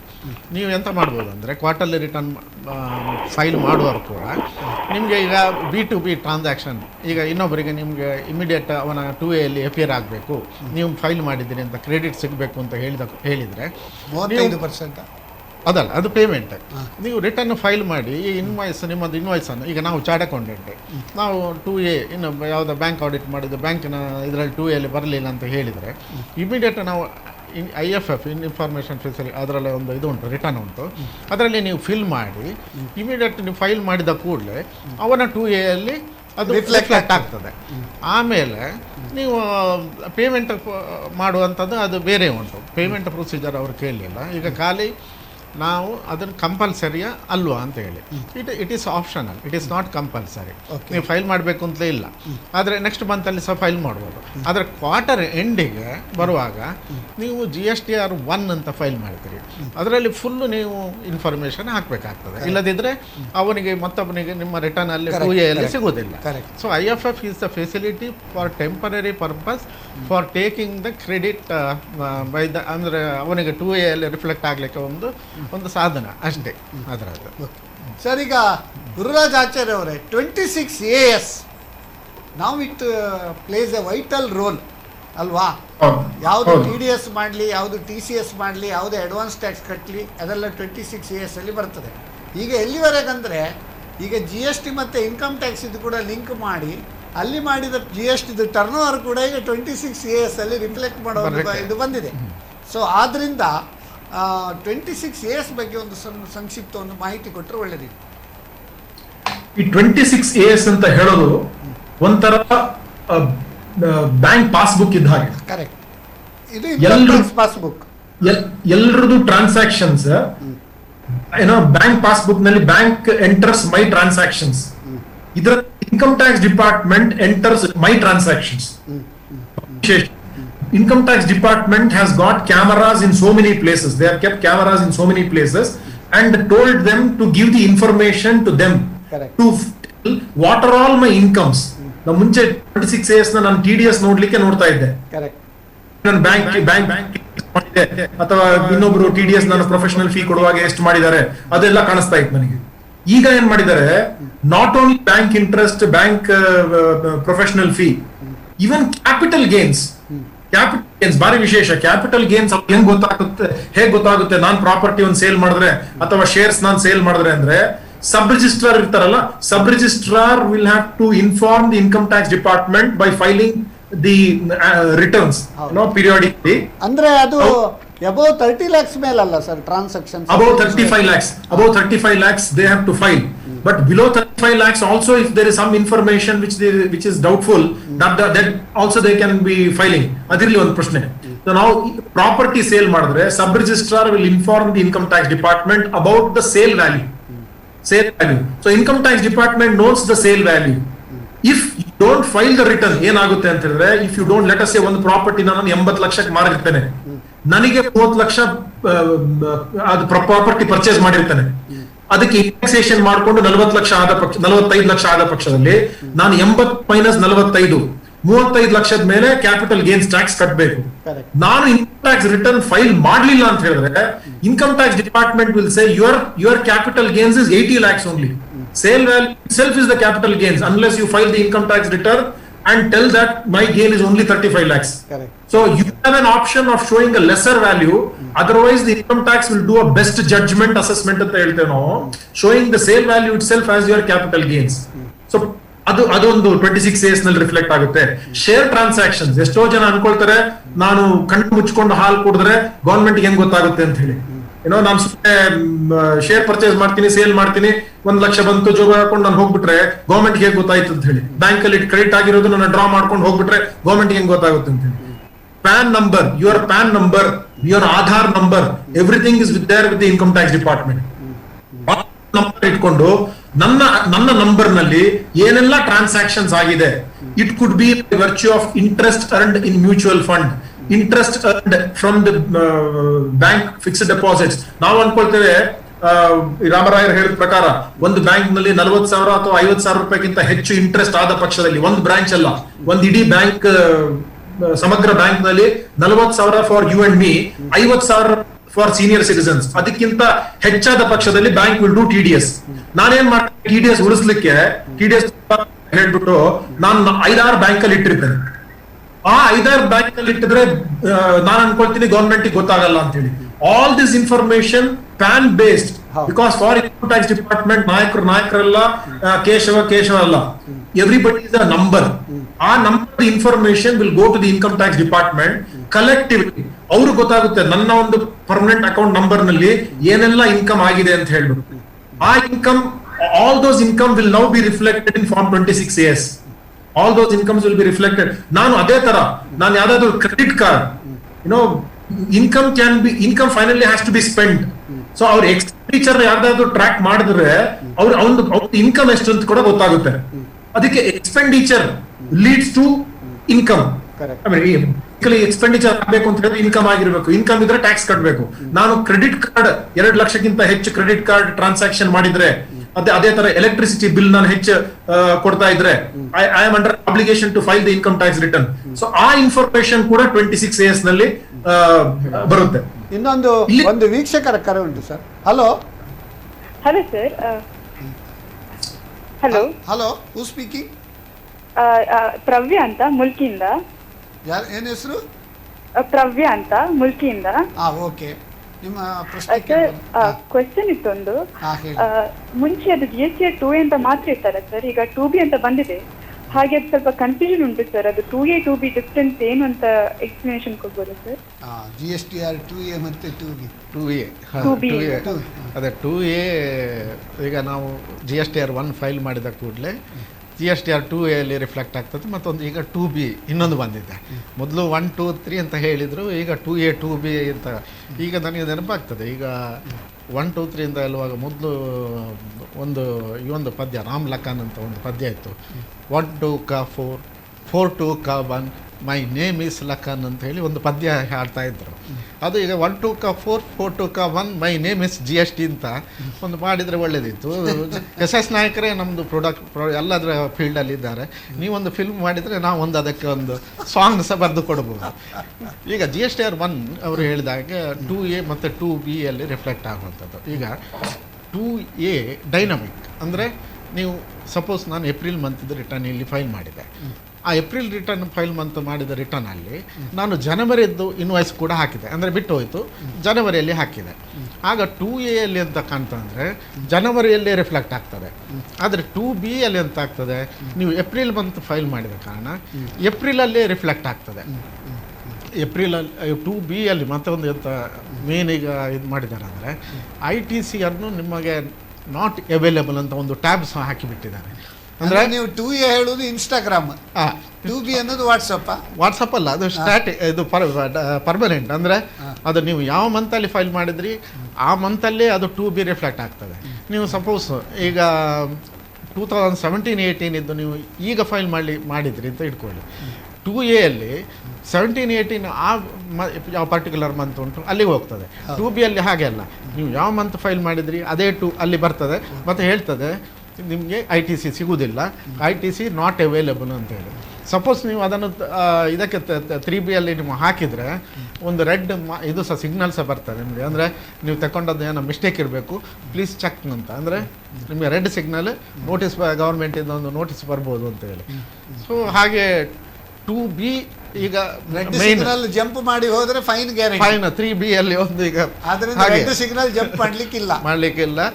2B ಎಲ್ಲೋ ಸಿಗ್ನಲ್ ಉಂಟಾ ಯಾವ್ದಾದ್ರು ಇದರಲ್ಲಿ ಹಾಗೆ ಅಲ್ಲ, ಅದೇ 2A ಎಲ್ಲೋ ಸಿಗ್ನಲ್ ಅಂದರೆ ನೀವು ಬರದಿದ್ರೆ ಅದು ಎಲ್ಲೋ ಸಿಗ್ನಲ್, 2B ರೆಡ್ ಸಿಗ್ನಲ್ ಬರ್ತದೆ. ಅಂದರೆ ಯಾವ ಸಿಗ್ನಲ್ ಯಾವಾಗ ಹಾಗಾದ್ರೆ ಗ್ರೀನ್ ಸಿಗ್ನಲ್ ನೀವು 3B ಫೈಲ್ ಮಾಡಿದ ಕೂಡಲೇ ಗ್ರೀನ್ ಸಿಗ್ನಲ್, ಅಮೌಂಟ್ ಪೇಮೆಂಟ್ ಮಾಡಿದ ಕೂಡಲೇ ಅದು ನಿಮಗೆ ಗ್ರೀನ್ ಸಿಗ್ನಲ್. ನೀವು ಅದು ಸಹ ಬರ್ತದೆ ಇದರಲ್ಲಿ 2A ಅಲ್ಲಿ ನೀವು ಯಾವ ಡೇಟಿಗೆ ನೀವು 3B ಅಲ್ಲಿ ಫೈಲ್ ಮಾಡಿದ್ರಿ, ಮಂತಲ್ಲಿ ಫೈಲ್ ಮಾಡಿದ್ರಿ, ಆ ಡೇಟ್ ಕೂಡ ಈಗ ಎಲ್ಲ ರಿಫ್ಲೆಕ್ಟ್ ಆಗಿದೆ, ಎಲ್ಲ ಸಿಗ್ನಲ್ ಬರ್ತದೆ, ಎಲ್ಲ ಈಗ ಸಿಗ್ನಲ್ ಸ್ಟಾರ್ಟ್ ಆಗಿದೆ. ಆಟೋಮೆಟಿಕ್ ಆಗಿ ಇನ್ನು ನಿಮ್ಮ ಇದರಲ್ಲಿ ಯಾವುದು ಸಾಫ್ಟ್ವೇರಲ್ಲಿ ನಿಮ್ಮ ITC ಅನ್ನು ರಿಜಿಸ್ಟ್ರೇಷನ್ ಮಾಡಿದರೆ ಮಾಡುವಂಥ ಇದು ಪರಿಸ್ಥಿತಿ ಬರ್ಬೋದು. ಅಂದರೆ ಈಗ 2B ಅಲ್ಲಿ ಹಾಗೆ ಬಂದ ಕಾರಣ ನಿಮ್ಗೆ ಯಾವುದೆಲ್ಲ ಅವೈಲ್ ಆಗೋದಿಲ್ಲ, ಅದನ್ನು ನಿಮಗೆ ತಗೊಳ್ಳಿಕ್ಕೆ ಆಗೋದಿಲ್ಲ ಅಂತೇಳಿ ನಾವು ಹೇಳೋದು. ಆ್ಯಕ್ಟ್ ಓವರ್ ರೈಡ್ಸ್ ದಿಸ್ ಯಾವುದು ಇನ್ಫಾರ್ಮೇಷನ್ ಟೆಕ್ನಾಲಜಿ. ಈಗ ಆ್ಯಕ್ಟನ್ನೇ ಓವರ್ ರೈಡ್ ಮಾಡಿ ಇನ್ಫಾರ್ಮೇಷನ್ ಟೆಕ್ನಾಲಜಿ, ಆ್ಯಕ್ಟಲ್ಲಿ ಅಂತ ನಿಮಗೆ ಸಿಗ್ತಾ ಉಂಟು, ಅದು ಕೂಡ ಓವರ್ ರೈಡ್ ಮಾಡಿ information technology basis on information technology. ಇಲ್ಲದ್ರೆ ನೀವು ನಿಮ್ಗೆ ಹಣ ಇದ್ದರೆ ಹೈಕೋರ್ಟಿಗೆ ಹೋಗ್ಬೋದು, ರಿಟ್ ಪಿಟಿಷನ್ ಫೈಲ್ ಮಾಡಿ ಹೈಕೋರ್ಟಿಗೆ ಹೋಗ್ಬೋದು. ಈಗ ಒಂದು ವೀಕ್ಷಕರ ಕರೆ ಉಂಟು. ಹಲೋ ಹಲೋ, ಯಾರು ಮಾತಾಡೋದು? ಇದು ನಾರಾಯಣ ಉಂಗುರ್ಪಳಿತಾಯ ಅಂತ ಕದ್ರಿಯಿಂದ. ನಾರಾಯಣ ಅವರಿಗೆ ಈ ಕಾರ್ಯಕ್ರಮಕ್ಕೆ ಸ್ವಾಗತ. ನಿಮ್ಮ ಪ್ರಶ್ನೆ ಕೇಳ್ಬೋದಾ? ಹೌದು, ನಮ್ಗೆ ಈಗ ಲಾಸ್ಟ್ ಇಯರ್ ಇದು 1 lakh capital, long term capital loss ಇದೆ, ಕ್ಯಾರಿ ಫಾರ್ವರ್ಡ್ ಆದದ್ದು. ನನ್ಗೆ ಈ ವರ್ಷ ಒಂದು 10,000 ರೂಪಾಯಿ ಶೇರ್ ಮಾರಿ ಲಾಂಗ್ ಟರ್ಮ್ ಅಲ್ಲಿ ಪ್ರಾಫಿಟ್ ಆಗಿದೆ. ಹಾಗಿರುವಾಗ ನಮ್ಗೆ ನೆಕ್ಸ್ಟ್ ಇಯರಿಗೆ ಕ್ಯಾರಿ ಫಾರ್ವರ್ಡ್ ಎಷ್ಟು 90,000 ಆಗುದಾ, ಅಥವಾ ನನಗೆ 1 ಲಕ್ಷದ ತನಕ ಪ್ರಾಫಿಟ್ ಆದ್ರೆ ಅದಕ್ಕೊಂದು ಇದು ಇದೆ ಅಲ್ಲ ನಮ್ಗೆ, ಅಡ್ಜಸ್ಟ್ ಆಗ್ತದಾ ಅಂತ ಬೇಕಿತ್ತು. ಉತ್ತಮ ಪ್ರಶ್ನೆ ಸರ್. ಗುರುರಾಜಾಚಾರ್ಯ ಅವರೇ, long term capital loss 1 lakh ಉಂಟು. ಈ ವರ್ಷ ಲಾಂಗ್ ಟರ್ಮ್ ಕ್ಯಾಪಿಟಲ್ ಗೇನ್ 10,000 ಉಂಟು. Next year basic exemption 1 lakh ತಗೊಳ್ಳುವಾಗ ಅದು ಯಾವ ರೀತಿ ತಗೊಳ್ಬಹುದು ಅಂತೇಳಿ. ಅದರಲ್ಲಿ basic exemption up to 1 lakh he does not have to consider it as income at all. Up to 1 lakh he does not have to consider it as income at all. ನಾನು ಅವ್ರ question ಸ್ವಲ್ಪ change ಮಾಡ್ತೇನೆ. ಈ ವರ್ಷದ 1.5 ಲಕ್ಷ ಅವರಿಗೆ capital gain ಬಂದ ಪಕ್ಷದಲ್ಲಿ 1.5 lakh minus 1,50,000 ರೂಪಾಯಿ ಮಾತ್ರ it will be subject to tax. ಆ 5,000 ರೂಪಾಯಿ ಟ್ಯಾಕ್ಸ್ ಆದ ಪಕ್ಷದಲ್ಲಿ ಹೋದ ವರ್ಷ ಅವ್ರಿಗೆ ಏನಾದ್ರು ಲಾಂಗ್ ಟರ್ಮ್ ಕ್ಯಾಪಿಟಲ್ ಲಾಸ್ ಇದ್ರೆ ಆ 8 ವರ್ಷಕ್ಕೆ ಅವರು ಸೆಟ್ ಆಫ್ ಮಾಡ್ಕೊಂಡು ಹೋಗ್ಬೋದು. ಅಂದ್ರೆ ಈ ವರ್ಷದ calculation very simple. In excess of 1 lakh is the capital gain. 1 lakh capital gain ಅಲ್ಲ. In simple words. ನಾರಾಯಣ ಅವರಿಗೆ ಕ್ಲಾರಿಫಿಕೇಶನ್ ಬಂತಂತ ತಿಳಿತೇನೆ. ಕರೆ ಮಾಡಿದ್ದಕ್ಕೆ ಧನ್ಯವಾದಗಳು. ಓಕೆ, ನಮ್ಮ ಕೇಶವ ಬಳ್ಳುಕರಾಯರು, ನೀವು GST ಬಗ್ಗೆ compliance month wise calendar wise ನಾವು ಇದರಲ್ಲಿ ಸಹ ಕೊಟ್ಟಿದ್ದೇವೆ. ಏಪ್ರಿಲ್ 10th ಅಂತ ಈಗ ಫಸ್ಟಿಗೆ ನಾವು ಈಗ ಏಪ್ರಿಲ್ ಮಂತಲ್ಲಿದ್ದೇವೆ. ಏಪ್ರಿಲ್ 10th ಆಲ್ರೆಡಿ ಆಗಿದೆ. ಆದರೆ ಯಾವುದು ಕಾಂಪ್ಲೈನ್ಸ್ ನಾವು ಮಾಡಬೇಕಿತ್ತಂದರೆ GSTR 7 ಮತ್ತು 8 ಅಂತ ಹೇಳಿ. TDS ಈಗ GSTR ಅಲ್ಲಿ ಸಹ TDS ಉಂಟು, TCS ಉಂಟು. TDS ಯಾರಿಗೆ ಅಂದರೆ ಗೌರ್ಮೆಂಟ್ ಅಥಾರಿಟೀಸ್ ಮತ್ತು ಗೌರ್ಮೆಂಟ್ ಆರ್ಗನೈಸೇಷನ್ ಯಾರಾದರೂ ಕಾಂಟ್ರಾಕ್ಟ್ ವರ್ಕ್ ತಗೊಂಡ್ರೆ 2.5 lakhs ಎಬೋ ಇದ್ರೆ ಅವರು ಗೌರ್ಮೆಂಟ್ ಆರ್ಗನೈಸೇಷನ್ ಅವರು ಅಥವಾ government authority they have to TDS deduct ಮಾಡಬೇಕಾಗ್ತದೆ. TCS ಯಾಕಂದರೆ ಇಲೆಕ್ಟ್ರಾನಿಕ್ ಕಾಮರ್ಸ್ ಆಪರೇಟರಲ್ಲಿ ನೀವು ಎಂತಾದರೂ ಇ ಕಾಮರ್ಸ್ ಆಪರೇಟರಲ್ಲಿ ಆ ಪ್ಲ್ಯಾಟ್ಫಾರ್ಮಲ್ಲಿ ನೀವು ಟ್ರಾನ್ಸಾಕ್ಷನ್ ಮಾಡಿದರೆ ಆಗ ಇಲೆಕ್ಟ್ರಾನಿಕ್ ಕಾಮರ್ಸ್ ಆಪರೇಟರ್ ನಿಮಗೆ TCS ಮಾಡ್ತಾರೆ. ಸೊ 7 and 8 ನೀವು ಏಪ್ರಿಲ್ 10th ಒಳಗೆ ಅಲ್ಲಿ ಫೈಲ್ ಮಾಡಬೇಕಿತ್ತು. ಏಪ್ರಿಲ್ 11th GSTR 1 ಫೈಲ್ ಮಾಡಲಿಕ್ಕೆ ಒಂದು ಡೆಡ್ಲೈನ್. ಅಂದರೆ ಡೆಡ್ಲೈನ್ ಹೇಗೆ ಅಂದರೆ ಅದರಲ್ಲಿ ಒನ್ ಫೈಲ್ ಮಾಡುವಾಗ above 5 crore and below 5 crore ಅಂತ ಬೇರೆ ಬೇರೆ ಸೆಗ್ರಿಗೇಷನ್ ಕೊಟ್ಟಿದ್ದಾರೆ. ಆಗ ನಾನು ಹೇಳಿದಾಗ ಅದು ತಿರುಗ್ತದಂತ ಸ್ಟ್ಯಾಗರಿಂಗ್ ಡೇಟ್ ಮಾಡಿಬಿಟ್ರು. ಈಗೆಲ್ಲ ಒಮ್ಮೆಲೆ ನೀವು ಫೈಲ್ ಮಾಡುವಾಗ ಯಾವುದು ಸಿಸ್ಟಮ್ ವರ್ಕ್ ಆಗೋದಿಲ್ಲ, ಟೆಕ್ನಿಕಲ್ ಗ್ಲಿಚಸ್ ಅಂತ ಹೇಳಿ ಡೇಟನ್ನು ಸ್ಪ್ರೆಡ್ ಮಾಡಿ ಬಿಟ್ಟಿದ್ದಾರೆ. ಈಗ ಅಬೋವ್ 5 crore GSTR1 ನೀವು ಈಗ ಫೈಲ್ ಮಾಡಲಿಕ್ಕೆ April 11th, April 13th ನೀವು quarter ending March turn over below 5 crore ಅವರಿಗೆ. ಮತ್ತು GSTR6 ISD input tax input service distributor ಅಂತ ಉಂಟು, ಅವರಿಗೆ ಒಂದು ಮಾರ್ಚ್ ಮಂತಿದೆ ರಿಟರ್ನ್ GSTR6 ಫೈಲ್ ಮಾಡಲಿಕ್ಕೆ. ಮತ್ತೊಂದು April 18th ನೆಕ್ಸ್ಟ್, ಈಗ April 18th ನೀವು ಕಾಂಪೋಸಿಷನ್ ಡೀಲರ್ನವರಿಗೆ ಅಮೌಂಟ್ CMP 08 ಮಾರ್ಚಿದ್ದು ಕ್ವಾರ್ಟರ್ ಎಂಡಿಗಿದ್ದು ನೀವು ಅದನ್ನು ಪೇಮೆಂಟ್ ಮಾಡಿ ಫೈಲ್ ಮಾಡುವಂಥದ್ದು. April 20th ಈಗ ಮೋರ್ ದ್ಯಾನ್ 5 crore ನಾನು ಒಂದು ಹೇಳಿದೆ 3B ರಿಟರ್ನ್ ಫೈಲ್ ಮಾಡುವಾಗ ಅವರದ್ದು ಟರ್ನ್ ಓವರ್ 5 crore ಎಬೋವ್ ಇದ್ದರೆ ನೀವು April 20th ಒಳಗೆ ಫೈಲ್ ಮಾಡಿ ತಿಂಗಳಿದ್ದು ಹಾಕಿ ಏಪ್ರಿಲ್ ತಿಂಗಳಿದ್ದು ಹಾಕಿದರೆ ಏಪ್ರಿಲ್ ತಿಂಗಳಲ್ಲಿ ಅದುಂಟು. GSTR5 NRI ನೀವು NRI ಅಂತ ಒಂದು ಇದು ರಿಜಿಸ್ಟ್ರೇಷನ್ ತಗೊಳ್ಳಿಕ್ಕೆ ಆಗ್ತದೆ, ಅದನ್ನು ಕೂಡ ಮಾರ್ಚ್ ಮಂತಿದ್ದು ಫೈಲ್ ಮಾಡುವಂಥ ಡೆಡ್ಲೈನ್ ಅದು. ಮತ್ತೊಂದು GSTR5A ಅಂತ ಉಂಟು, ಆನ್ಲೈನ್ ಇನ್ಫಾರ್ಮೇಷನ್ ಡಾಟಾ ಆಕ್ಸೆಸ್ ರಿಟ್ರೈವಲ್ ಅಂತ ಹೇಳಿ, ಅದರದ್ದು ಸಹ 5A ನೀವು April 20th ಒಳಗೆ ಒಂದು ಫೈಲ್ ಮಾಡಬೇಕು. April 22nd ಪುನಃ ಸ್ಟ್ಯಾಗರ್ಡ್ ಡೇಟ್ ಬಿಲೋ 5 crore ಇದ್ದವರಿಗೆ ನೀವು ರಿಟರ್ನ್ ಫೈಲ್ ಮಾಡಲಿಕ್ಕೆ April 22nd ಕರ್ನಾಟಕದಲ್ಲಿ, ಅದರ್ ಸ್ಟೇಟಲ್ಲಿ ಬೇರೆ ಡೇಟ್ ಉಂಟು 24th ಏನೋ ಇರಬೇಕಿತ್ತು. ನೆಕ್ಸ್ಟ್ April 30th ಈ ಕಾಂಪೋಸಿಷನ್ ಡೀಲರ್ಸ್ನವರು April 4th ಇದು April 30th GSTR4 annual return ಅವರೊಂದು ಫೈಲ್ ಮಾಡುವಂಥ ಏಪ್ರಿಲ್ ತಿಂಗಳಲ್ಲಿ ಅಷ್ಟು ಡೇಟ್ ಇದೆ. 7 ಇದನ್ನು ನೀವು ಬ್ಲಾಕ್ ಮಾಡಿ ಅಲ್ಲಿ ತೋರಿಸಿದ್ದೀವಿ. ಹೌದು, ಅದರ ಪ್ರಕಾರ ಅದು ಕಂಪ್ಲೈ ಮಾಡಲೇಬೇಕು. ಅದರ ಮುಂದಿದ್ದು ನಾನು ನೋಡುವ, ಅದರ ಮುಂಚೆ ಒಂದು ವೀಕ್ಷಕರ ಕರೆ ಉಂಟು. ಹಲೋ ಹಲೋ ಹಲೋ, ಕರೆ ಕಟ್ಟಾಗಿದೆ ಅಂತ ತೋರ್ತದೆ. ಈಗ ನೀವು ಈಗ ನಾವು ಏಪ್ರಿಲ್ ಮಂತ್ ಇದ್ದೆ ಸೇಮ್ ಕಂಟಿನ್ಯೂ ಆಗ್ತದೆ ಈಗ ಮೇ ಮಂತಲ್ಲಿ ಸರ್. ಆದರೆ ಮೇ ಮಂತಲ್ಲಿ ಒಂದು ಎಕ್ಸ್ಟ್ರಾ ಏಪ್ರಿಲ್ ಅಲ್ಲಿ ಮಾಡದೇ ಇರುವಂಥ May 13th ಅಂತ ಒಂದು ಉಂಟು.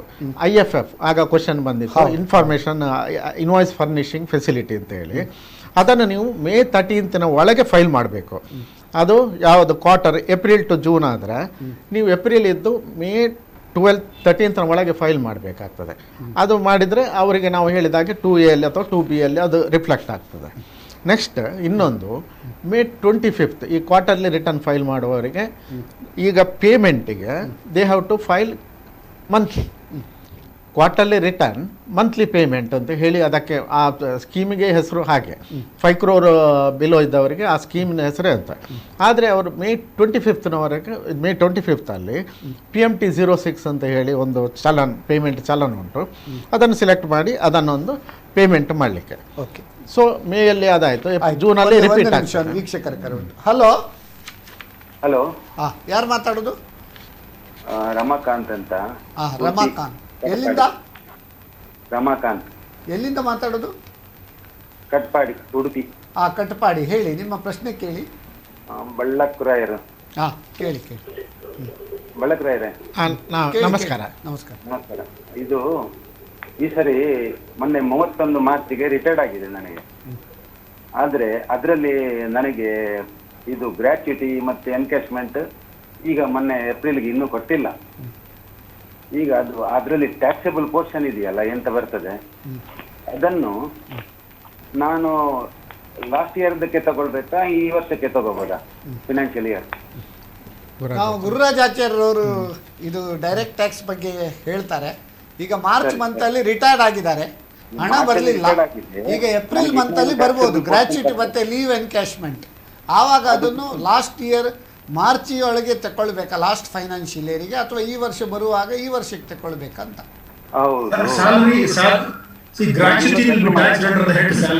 ಹೌದು, salary is always taxed on receipt or accrual, whichever is earlier. Section salary advance ಕೊಟ್ಟ ಪಕ್ಷದಲ್ಲಿ ಆ ವರ್ಷದಲ್ಲೇ ಟ್ಯಾಕ್ಸ್ ಆಗುತ್ತೆ, ಅಥವಾ ಅಕ್ರೂ ಆಗಿ ನೆಕ್ಸ್ಟ್ ಇಯರ್ ಕೊಟ್ರೆ ಅಕ್ರೂಯಲ್ ಟ್ಯಾಕ್ಸ್ ಆಗುತ್ತೆ.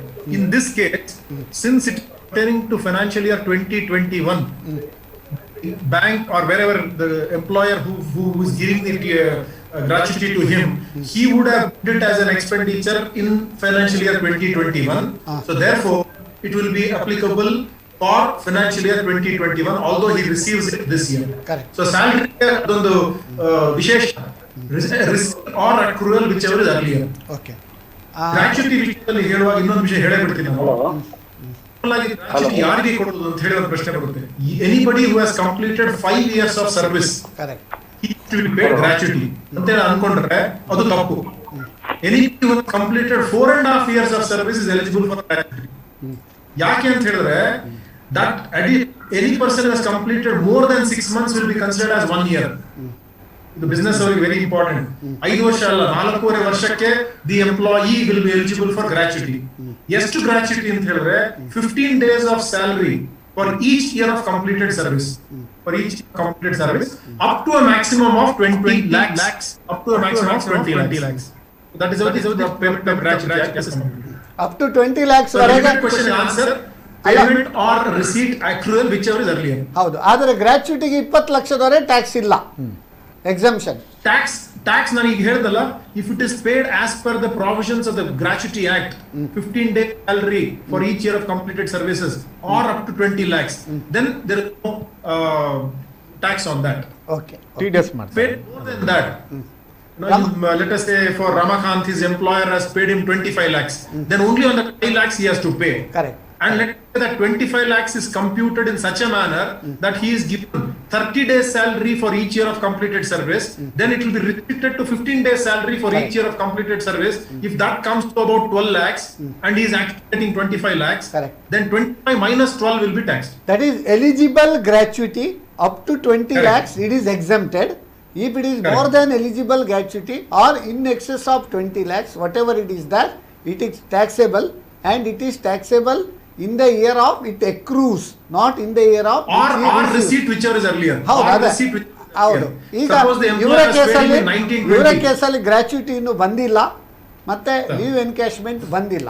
ಆದರೂ ಕೂಡ if it is pertains to ಕಳೆದ ವರ್ಷ ಆದ್ರಿಂದ ಕಳೆದ ವರ್ಷಕ್ಕೆ ಟ್ಯಾಕ್ಸಿಗೆ ಬರ್ತದೆ ಅಂತ ಹೇಳ್ತಾರೆ. ರಮಾಕಾಂತ್ ಅವರಿಗೆ TDS ಕೂಡ ಕ್ಲಾರಿಫಿಕೇಶನ್ ಮಾಡಿರ್ತಾರೆ. ಸಿಕ್ಕಿದೆ ಅಂತ. ಇವನ್ ಟ್ಯಾಕ್ಸೇಬಲ್ ಇದ್ರೆ TDS ಮಾಡ್ತಾರೆ ಕಾಣ್ತದೆ. ಹೌದೌದು, ಟ್ಯಾಕ್ಸೇಬಲ್ ಇದ್ರೆ ಅವರು TDS ಮಾಡಿಯೇ TDS ಮಾಡ್ತಾರೆ ಮಾಡ್ತಾರೆ. ಎಂಪ್ಲಾಯೀಸ್ ಕೊಡುವಾಗ. ಹೌದು. ಓಕೆ, ರಮಾಕಾಂತ್ ಅವರೇ, ಹಲೋ ಹಲೋ, ಹಾಂ, ಓಕೆ. ರಮಾಕಾಂತ್ ಅವರಿಗೆ ನಮ್ಮ ಒಂದು ಸಂದೇಹ ಪರಿಹಾರ ಆಗಿದೆ ಅಂತ. ಇನ್ನೊಬ್ರು ಕಾಲರ್ ಇದ್ದಾರೆ. ಹಲೋ ಹಲೋ ಹಾಂ, ಯಾರು ಮಾತಾಡೋದು? ಹಲೋ, ಹಾಂ ಹೇಳಿ, ಯಾರು ಮಾತಾಡೋದು? ಅಚ್ಚರ್ಬಾದ ಮಾಧವ ಪೂಜಾರಿ. ಹಾಂ, ಮಾಧವ್ ಪೂಜಾರಿ, ಹೇಳಿ ಸ್ವಾಮಿ. ಎಂಗ ನೀವು ಬರಕ್ಕೆ ಕೆನರಾ ಬ್ಯಾಂಕ್ ಎನ್ನ ಅಂತ ಕಾಸು ಇರ್ತದೆ. ಹಾಂ, ಐಟಿ ಚೇಂಜ್ 500 ರೂಪಾಯಿ ಕೊಟ್ಬಿಟ್ಟಿರಿ. ಎಂಗ ಪಕ್ಕ ಚೆಕ್ ಬುಕ್ ಓದ್ತಾರೆ. ದಾದಾ ಅಟ್ಟದ ಬ್ಯಾಂಕ್ ಎನ್ನ ಸಾಧಾರಣ 5,000 ಇರ್ತದೆ. ಜೆಟ್ 500 ರೂಪಾಯಿ ಓದಿರ್ತದೆ. ನಾನು ಕೇನೆ ಬೋನಾಗ ಕೊಟ್ಬಿಟ್ಟು ಅವು ದಪ್ಪರ ಹಾಕಿದೆ ಬರ್ತೀವಿ. ಅವು ಮಿನಿಮಮ್ ಬ್ಯಾಲೆನ್ಸ್ ఇప్పుడు ಇರಿ ಅಕೌಂಟ್ ಕ್ಲೋಸ್ ಮಾಡ್ತೇನೆ ಅದಕ್ಕೆ ಮಿನಿಮಮ್ ಅಂತ ದಕ್ಕದ ಮಿನಿಮಮ್ ಕಾಪಾಡುತ್ತೆ ಅಕೌಂಟ್ ತೆಪ್ಪುಗ ಬಂದಾನೆ. ಅಕೌಂಟ್ ಕ್ಲೋಸ್ ಮಾಡ್ಬೇಕ, ಕ್ಲೋಸ್ ಮಾಡ್ತಿಂದ ಕೊಡ್ತಾರೆ. ತೆಪ್ಪುಗ ಗೊತ್ತಾವು ಎನ್ಕೊಂಡೆ ಅವು ಆಗುತ್ತಂಡಿ. ನಮ್ಮ ಬ್ಯಾಂಕಿಂಗ್ ಎಕ್ಸ್ಪರ್ಟ್ ಇವ್ರು ಪಂಡ್ಲೆ ತುಳುಡೆ ಪಂಡ್ಲೆ ಏನೋ ಅಂತ ಕಟ್ಟಿಕೊಂಡು ಆಗುತ್ತೆ. ಬ್ಯಾಂಕಿಂಗ್ ಎಕ್ಸ್ಪರ್ಟ್ ಪಂಡ್ಲೆ ಇರು ತುಳುಡೆ. ಮಾಧವ ಪೂಜಾರ ಕಷ್ಟ ನಮಗೆ ಅರ್ಥ ಆಗ್ತಾ ಇದೆ. ತುಳುವಲ್ಲಿ ಏನ್ ಜಾದ ಪಂಪಣ ಪೂಜಾರ್ರೆ ನಿಂಕ್ಳು ಆ ಬ್ಯಾಂಕ್ ಕೇಳ್ನೆ ಏತ್ ಮಿನಿಮಮ್ ಬ್ಯಾಲೆನ್ಸ್ ಉಂಟು ಅಂತ. ಆ ಮಿನಿಮಮ್ ಬ್ಯಾಲೆನ್ಸ್ ಒಳೈತು 400 ರೂಪಾಯಿ ನಿಂಕ್ಳು 400 ರೂಪಾಯಿ ನಿಂಕ್ಳು ಡ್ರಾಮ್ ಕೊಡಿತಾರೆ. ಆಂಡ ಬ್ಯಾಲೆನ್ಸ್ ಅವಳು ನಿಂಕ್ಳು 5,000 ರೂಪಾಯಿ ಉಂಡು. 500 500 ಉಂಡ 500 ಇತ್ತಂಡ ಪ್ರತಿ ಬ್ಯಾಂಕ್ ಇಲ್ಲ ನಾರ್ಮಲಿ SBI ಅಕೌಂಟ್ 2,000 ರೂಪಾಯಿ.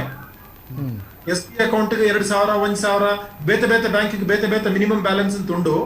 ಆ ಮಿನಿಮಮ್ ಬ್ಯಾಲೆನ್ಸ್ ಒಳ ಇತ್ತಂಡ ನಿಂಕ್ಳಿಗೆ ಡ್ರಾಮ್ ಪರ ಬಿಟ್ಪಿಜ್ಜೇರು. ಸೊ ನಿಂಕ್ಳು ಪೋತು ನಿಂಕ್ಳಿಗೆ ಅಕೌಂಟ್ ಕ್ಲೋಸ್ ಅಂಪೋಡು ಇಜ್ಜಡ ನಿಂಕ್ಳು ಡ್ರಾಮ್ ಪಡ್ಪಂಡ ಐಕ್ ನಿಂಕ್ಳು ದುಡ್ಡು ಪಡ್ತ ಅವನ್ ಡ್ರಾಮ್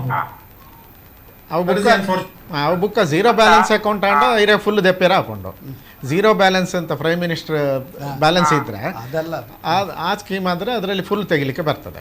ನೀರು ಬ್ಯಾಂಕ್ ಪೋಲೆ ಬೊಕ್ಕ ಮ್ಯಾನೇಜರ್ ಕೇಳಲೆ ದಾಯಗವು ಇಚ್ಚ ಆ ಒಂದುಂಡು ಎಂಕ್ಲೆ ಒಂದು ಸೊಲ್ಯೂಷನ್ ಕೊರ ಪಂಡ್ಲೆ 6 ಪಣ್ ಪೆರಾವೆ ಇದರ ಜನ್ಧನ್ ಅಕೌಂಟ್ ಕನ್ವರ್ಟ್ ಅನ್ಕೊಡು ಅಂದ್ರೆ Jan Dhan prime minister Jan Dhan account and ಇರ್ನ ಮಿನಿಮಮ್ ಬ್ಯಾಲೆನ್ಸ್ ಇಜ್ಜಿ 0. ಓಕೆ ಅದೇ ಕಾಂಪ್ಲೈನ್ಸ್ ಲೆವೆಲ್ ಅಲ್ಲಿ ಸೆಪ್ಟೆಂಬರ್ ಈಗ ನಾವು ಮಂತಿಗೆ ಬಂದೆವು ಅಂದ್ರೆ ಉಳಿದ ಮಂತ್ ಅಲ್ಲೆಲ್ಲ ಸೇಮ್ ರಿಪೀಟ್ ಆಗ್ತದೆ. ಈ ಸೆಪ್ಟೆಂಬರ್ ಮಂತ್ ಅಲ್ಲಿ ನಾನು ಆಗ ಕ್ರೆಡಿಟ್ ನೋಟ್ ಇದ್ದು ಒಂದು ಹೇಳಿದೆ, ಸ್ಟ್ಯಾಟ್ಯೂಟರಿ ಕಾಂಪ್ಲೈನ್ಸ್ ಅಂತ. ನೀವು ಸೆಪ್ಟೆಂಬರ್ ಮಂತ್ ಅಲ್ಲಿ ನೀವು ಇಶ್ಯೂ ಮಾಡಲೇಬೇಕು ಕ್ರೆಡಿಟ್ ನೋಟು. ನೀವು ಫೈಲ್ ಮಾಡೋದು ರಿಟರ್ನ್ ಅಕ್ಟೋಬರಲ್ಲಿ ಇದ್ರೆ ಸಹ ಕ್ರೆಡಿಟ್ ನೋಟ್ ಡೇಟ್ ಸೆಪ್ಟೆಂಬರಲ್ಲಿ ಇರುತ್ತೆ. ಅದರ ನಂತರ ಮಾಡ್ಲಿಕ್ಕೆ ಆಗೋದಿಲ್ಲ. ಅಂದರೆ 2021 ಇದ್ದು ಸೆಪ್ಟೆಂಬರ್, ನೆಕ್ಸ್ಟ್ ಸೆಪ್ಟೆಂಬರ್ ಇದರ 30th ಒಳಗೆ ನೀವು ಇದು ಮಾಡಬೇಕು.